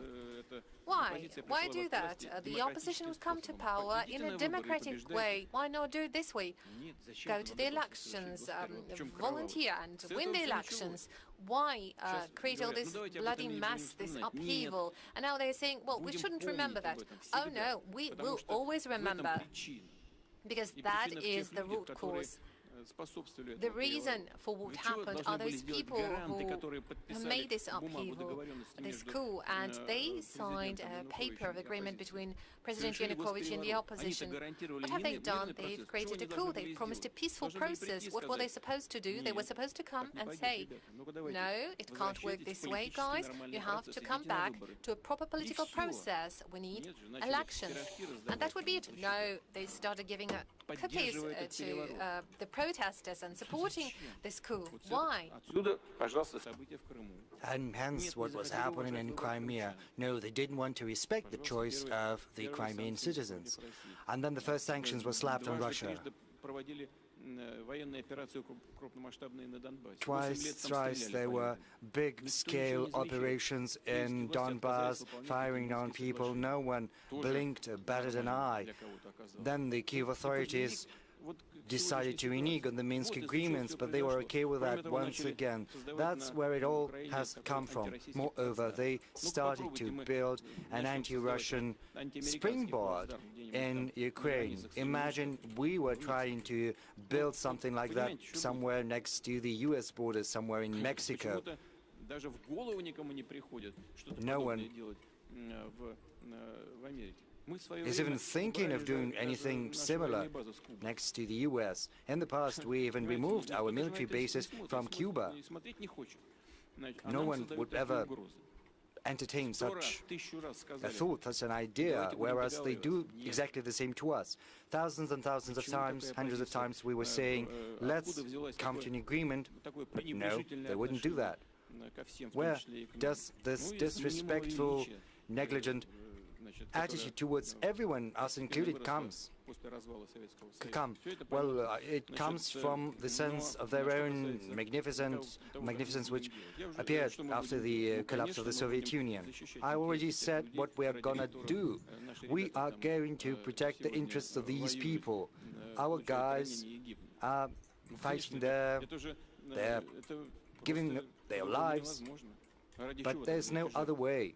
Otherwise, why these sacrifices? Of course, we're going to support people who live in these territories, but in the end, it is going to be up to the people who live there, who reside there, who are going to make a choice about their future, and we will respect that choice.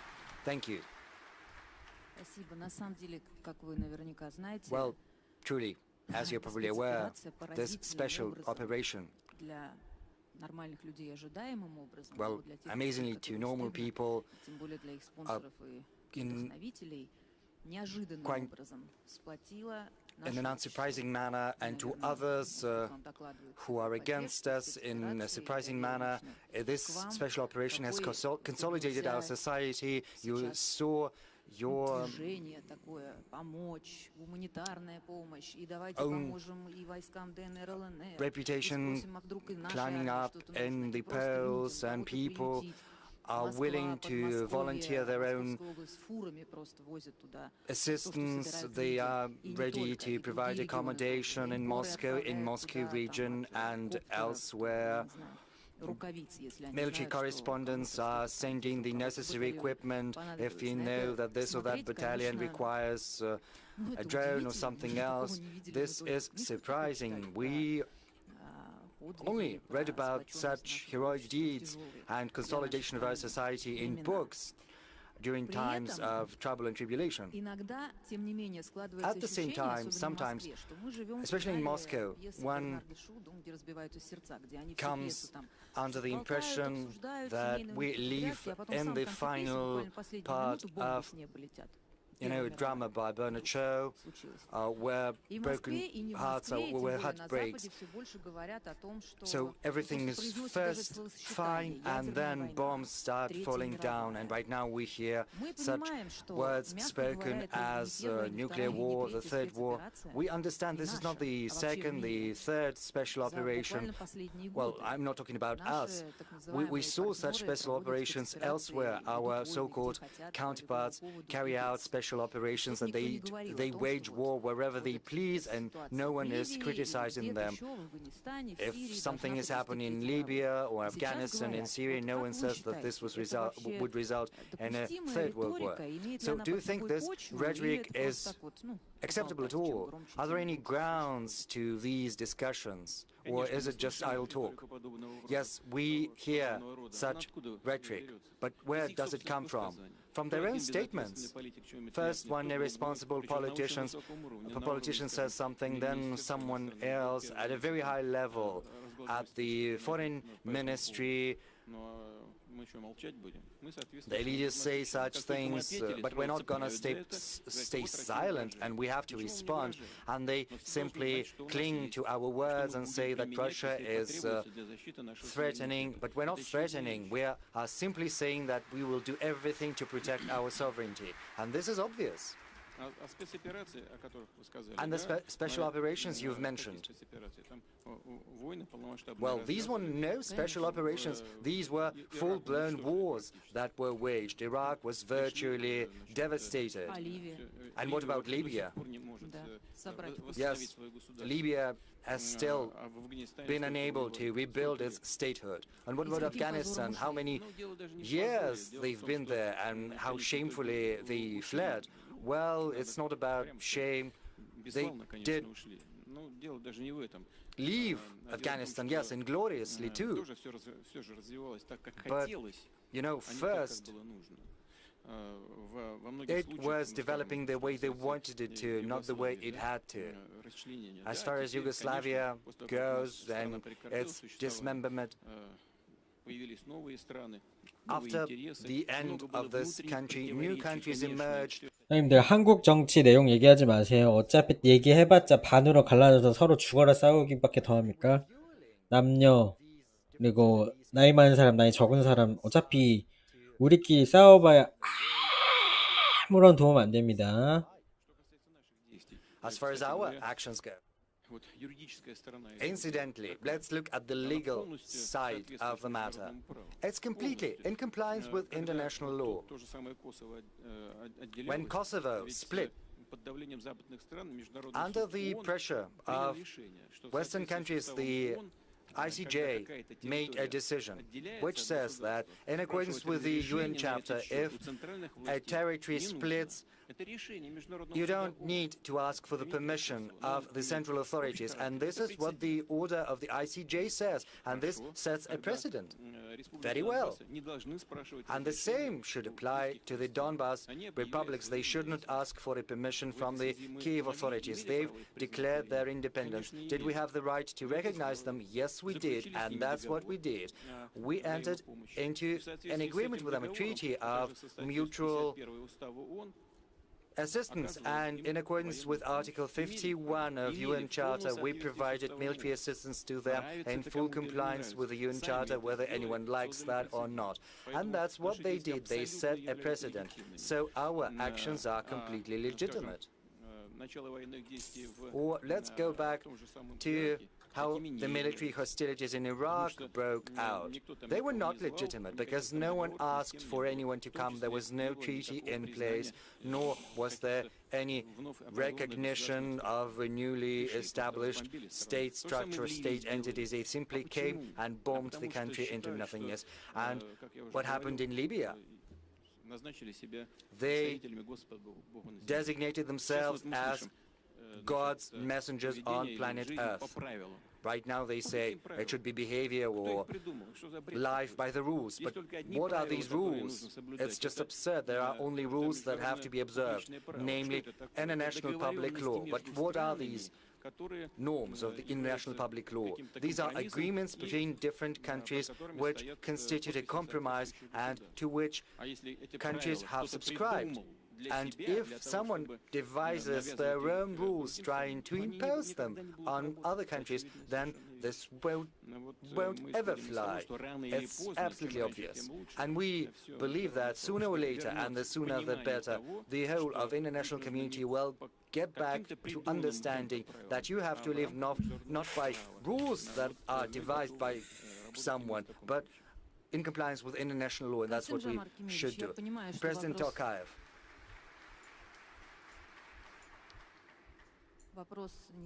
I understand this is a tricky question. You can give different answers to it, but I can't but ask what you think about our special operation. Do you think it was inevitable? They say the way we think, was it legitimate, and what do people in Kazakhstan think about it? There are different opinions on this matter. I will be frank with you. We have an open society. Civil society has reached maturity, and therefore different points of view are put forth. But I would like to point out that the current international law is based upon UN Charter. But there are two core principles enshrined in the Charter. And these two principles have come into controversy. On the one hand, there is territorial integrity. On the other hand, there is the right to self-determination. The founding fathers of the United Nations, for some reason, overlooked this matter. Maybe they did it on purpose, introducing these two principles at the same time as a compromise. And right now, these two principles have come into confrontation. And given this confrontation, there are different interpretations that are given to them. Some say that territorial integrity is something sacrosanct, whereas others maintain that any nation that finds itself within a different country any people have the right to establish their own country, their own state, and can split of their own volition. Well, it's been calculated already that should the self-determination right be implemented, then instead of 193 countries that are currently members of the United Nations, the world would see the emergence of more than 500, or maybe even 600 countries, which is going to be complete chaos. That is why we do not recognize either Taiwan or Kosovo or South Ossetia or Abkhazia. And I think the same principle is going to be applied with regard to these quasi-state territories, which, in our view, are Donetsk and Luhansk. This is a frank answer to your question. Thank you for the sincerity. Mr. President, coming here, I decided to ask my subscribers in social media about what they wanted to ask you. And ranking high, there were two things, one question and one wish. First, I passed you the wishes of health, fortitude, and all the best. This was the first thing they wanted me to translate to you. And secondly, it is a question. They are hitting Donbass on an every day. This week they hit a maternity ward, and we see images when women have to give birth somewhere in the cellar. You know, people are asking, isn't it time to hit them straight and hard? What do you mean when you talk about this red line after crossing which you'll start to hit them straight and hard into the centers where decisions are made? Well, look here. We are talking about this special military operation. When carrying out this special military operation, we should not raise the cities and settlements we are liberating to the ground the way it happened to Stalingrad. And this is a principle by which our military guided. Secondly, with regard to the senseless strikes against Donetsk, the line of contact was established 8 years ago. And of course, it was heavily fortified, and at this particular sport, local citizens are fighting one another. These are military units recruited from Severodonetsk and also somewhere from near Luhansk, and they are fighting well. And according to military specialists, despite the strikes against the very town, it's senseless to try to storm these fortified lines of contact because it would result in heavy casualties. And that is why, as you know from the media, they are sticking to a different tactic. They are trying to get to the rear, trying to circumvent these lines of contact, these fortifications, and this is happening slow and steady. We have a significant advantage in terms of artillery, so it's inevitably going to happen. Now, as far as these red lines go, let me say nothing on this for now, but I have to tell you that we would have to take harsh measures with regard to decision-making centers, as you have said. But this is something which we should reserve for the military and political leadership of the country to make a decision on. And of course, people who deserve such level of reaction from us have to make their own conclusions. They have to understand what they might come against if they go beyond this red line. And also I have to say that strikes against residential neighborhoods constitute war crimes, crimes against humanity, but this is a humanitarian matter which is going to be addressed, I'm confident. Just yesterday, there were reports that the EU was planning to accept Ukraine very swiftly. There were 3 European leaders. They went to Kiev and they were frightened by sirens blaring, as I was told. And right now, a decision has been made saying that Ukraine is going to be in the EU. Is it good for us? Is it bad for us? Do we not care? And I would also like to ask the same question of President Tokayev. How is it going to play out for your country's development, for the Eurasian Economic Union? Is it going to inspire more confidence in you or not? The EU is not a military bloc nor a military organization, unlike NATO. 아니요, 그렇다기보다는 레드라인은 그냥 선을 넘지 말라, 선을 넘는다면입니다. 그러니까 선을 넘는다면 그냥 뭐 우크라이나를 뭐 이게 핵인지 아닌지에 대한 언급은 없습니다. 그저 우크라이나나 뭐 서방 국가들이 레드라인, 그러니까 선을 넘는다면 그냥 우크라이나를 뭐 지도상에서 지워버리겠다 뭐 이런 뉘앙스이긴 한 것 같은데 핵은 아니고 그냥 artillery라고 한 거 보니까 포나 폭격인 것 같습니다. 지금 자기네들도 최대한 예의를 지키고 있다 이런 겁니다.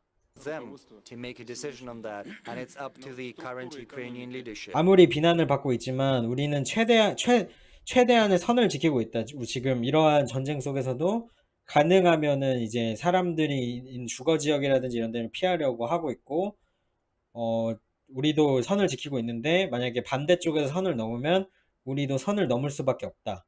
그게 이제 레드라인입니다.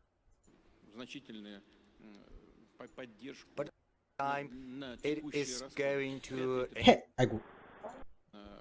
핵 얘기는 없었어요. 핵은 아니고 그냥 artillery라고 한 거 보니까 폭격, 공습 이런 겁니다.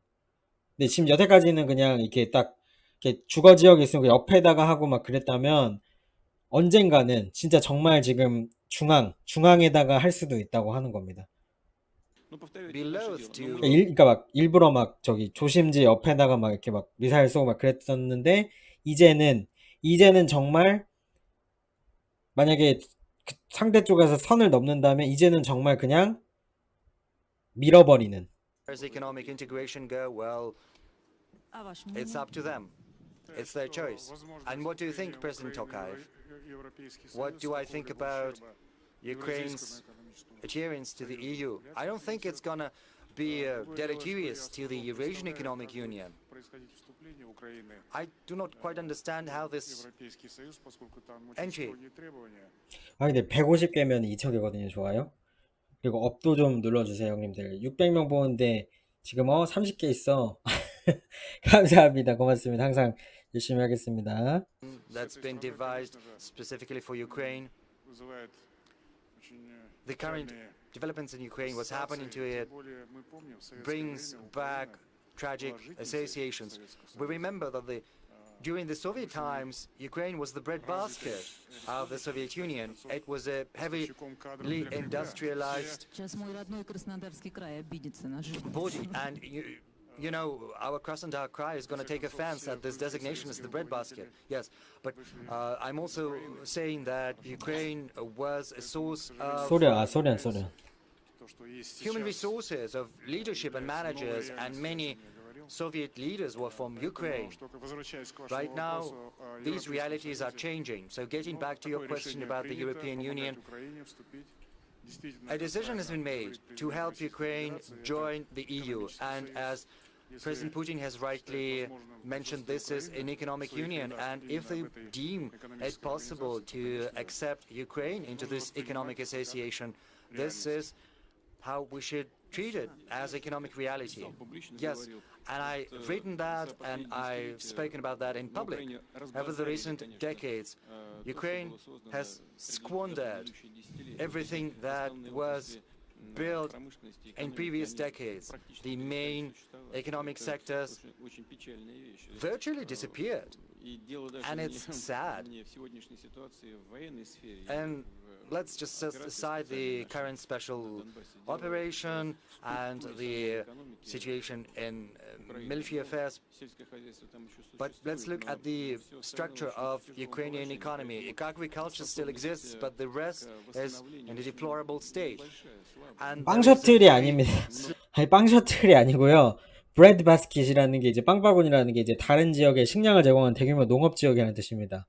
예, 빵 셔틀이라니. You see, Russia has seen introduction of sanctions, and these sanctions are quite harsh. The central bank had to increase the key rate to 20%, but right now this rate has been brought down to 9.5%, so it's decreasing. We saw a spike in inflation. It was 17.8. Right now it's 16.7, and there is a decrease in trend. Yes, I heard promises of a deflationary spiral. Yes, some specialists keep this threat in mind, and this is something we have to give some thought to, because over the recent months there was almost zero inflation rate. And of course we have to think about deflation. We have to take that into account. But see how stronger ruble has become. Someday it's bad that we need ruble at, no, a dollar at 70, 75, yes. For anyone who studies economy, you understand, sell. 와, 진짜 2,000개 좋아요. 2,000개 진짜 감사합니다. 고맙습니다. 와, 대박. 감사합니다. If a dollar costs 80, 75 rubles, then you get 75,000. 업두 감사합니다. 고맙습니다. And if dollar is at 50, 56, then you get fewer rubles, and you have to spend rubles inside your country. And of course, for importers, it's not that exporters is good, for importers it's bad. But there is also the risk of very cheap import flowing into Russia, but there are also some benefits. And we see that the Russian economy is far more resilient than our so-called friends anticipated. In other words, this has been achieved through a sustainable macroeconomic policy we've been pursuing over the recent years. And the key industries have also got our support. We understand full well there are difficulties with the supply chains, we're waiting for spare parts, and we expect new difficulties to arise. We are fully cognizant of that. But let's look at agriculture. It's grown by 3.2% over 4 months. It was 2 and 3, and right now it's 3.2. Let's look at construction. In April, it saw an increase of 7.9%, and since the beginning of the year, the growth rate has been 5.8% in construction, but they say that the market has collapsed. But it's true, that is the increase in construction industries, around 5%. Yes, we see a drop in the car industry and in some other sectors. Some say that there was a bubble in this industry or that, and we have to take that into account. But be that as it may, the enterprises are still resilient. I wish economic health to our neighbors, despite all the difficulties that are currently transpiring. So the question is whether adherence to the EU can give an impetus to the development of key industries in Ukraine. I don't know, but Ukrainians are a talented people, they've got a great potential, and we assume that sooner or later the situation is going to normalize, and we're interested in wealthy neighbors. And it's inevitable that relations are going to be rebuilt. We are still sending gas in transit through Ukraine. They still get the money for the transit incidentally. And everyone is trying to make us send even more gas, and pay even more money for transit, well, it might seem ludicrous and somewhat illogical, but it's happening. But why? Because they don't want to pay to Ukraine. They want us to do that in their stead, and that's been happening for dozens of years. So I do not know whether advantages weigh heavier than disadvantages. It's up to the Ukrainians and to the EU to decide, but they don't want to pay. No one wants to pay. It is always the case, Mr. President. That's how the world works. No one wants to pay. It's also true that relations are very volatile and they are rapidly changing if we talk about normalizing relations. You know the thing, what was the problem with 2014 and the coup d'etat in Ukraine? The problem was that former President Yanukovych said that he needed some time to think about the principles of the associated membership of Ukraine in the European Union. The question is why. If you take a look at the principles and demands put forward to Ukraine in order for it to be a membership, to associated member, many of those demands are redundant. They were redundant, and many of them were harmful. They were bound to destroy certain areas of Ukrainian industry. They opened up the customs gates of Ukraine to cheap goods from Europe, and it would be impossible to work in these conditions for Ukrainian entrepreneurs. It was the case. Yanukovych didn't say that he didn't want to join the European Union. He said that it was necessary to work on the parameters, but they wanted Ukraine to join immediately, and it led to those crises in airplane construction, navigation, etc., etc. But no one needs Ukraine manufacturing competitive aircraft production.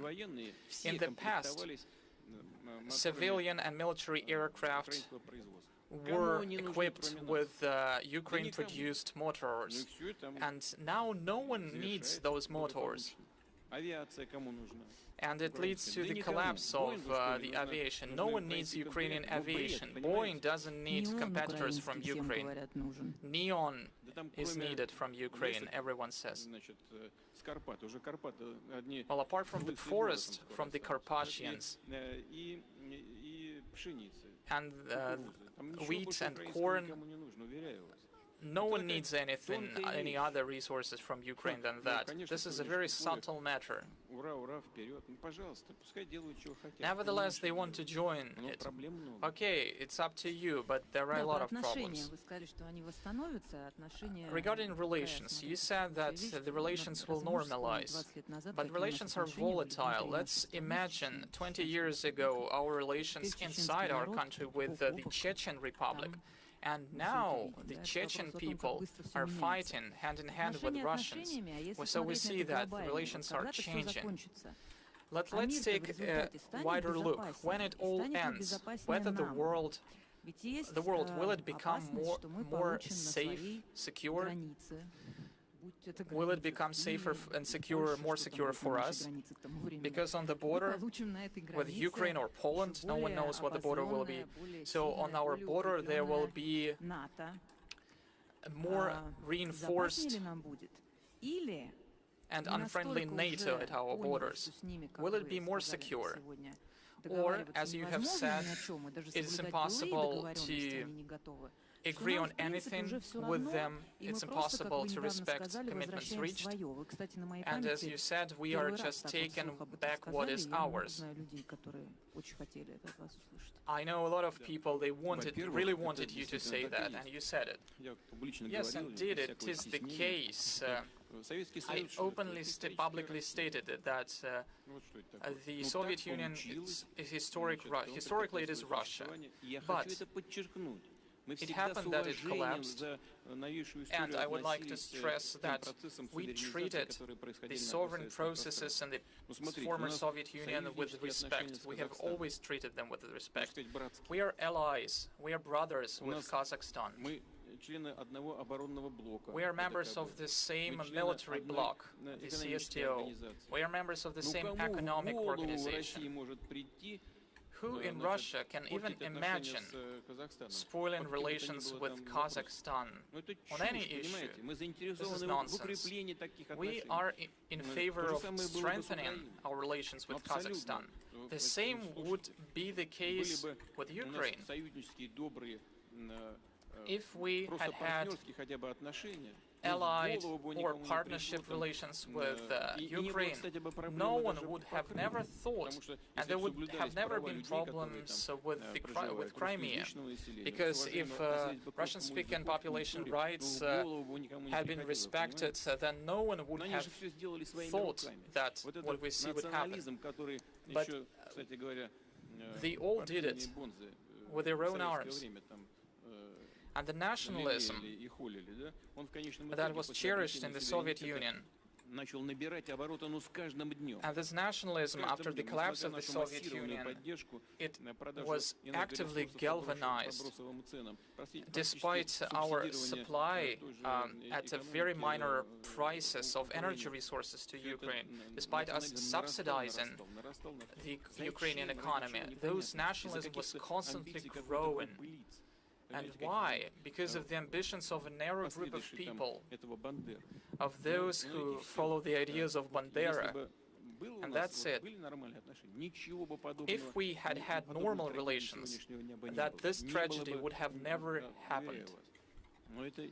I assure you. But we are not the ones to be blamed for it. As for the future, first of all, we are ready to build relations with everyone, despite what's happening today. And secondly, our security guarantees are our army and our fleet. They are the main guarantors. As we remember, they are our only allies. Mr. Putin, it's unpleasant to think about it, but why is it so hard for us to build relations with the Axis? It's always difficult to deal with the Axis, but is it about Ukraine? So is it the problem was that Ukraine was charmed from outside, or we can also be blamed. We are also guilty. And I have also a question to the president of Kazakhstan. Do you have the impression that Russia could have paid a lot more attention, or something like that? It's a question to you both. Of course. Firstly, you have just said that we are taking back what's ours. Historically, 구독을 2,000명이나 눌러주셨네. 감사합니다. 고맙습니다. 그리고 업도 벌써 1.2만 명 됐네. 업이 아니라 저 즐겨찾기도 항상 감사합니다. few wars with the Turkish Empire. What Ukraine are we talking about it? What does Ukraine have to do with it? It has absolutely nothing to do with it. Western parts of Ukraine joined Ukraine after the Second World War. Stalin took those parts from Poland, Romania, and gave it to Ukraine. And it gave Poland eastern parts of Germany, territories to the left of Dnipro. How it emerged?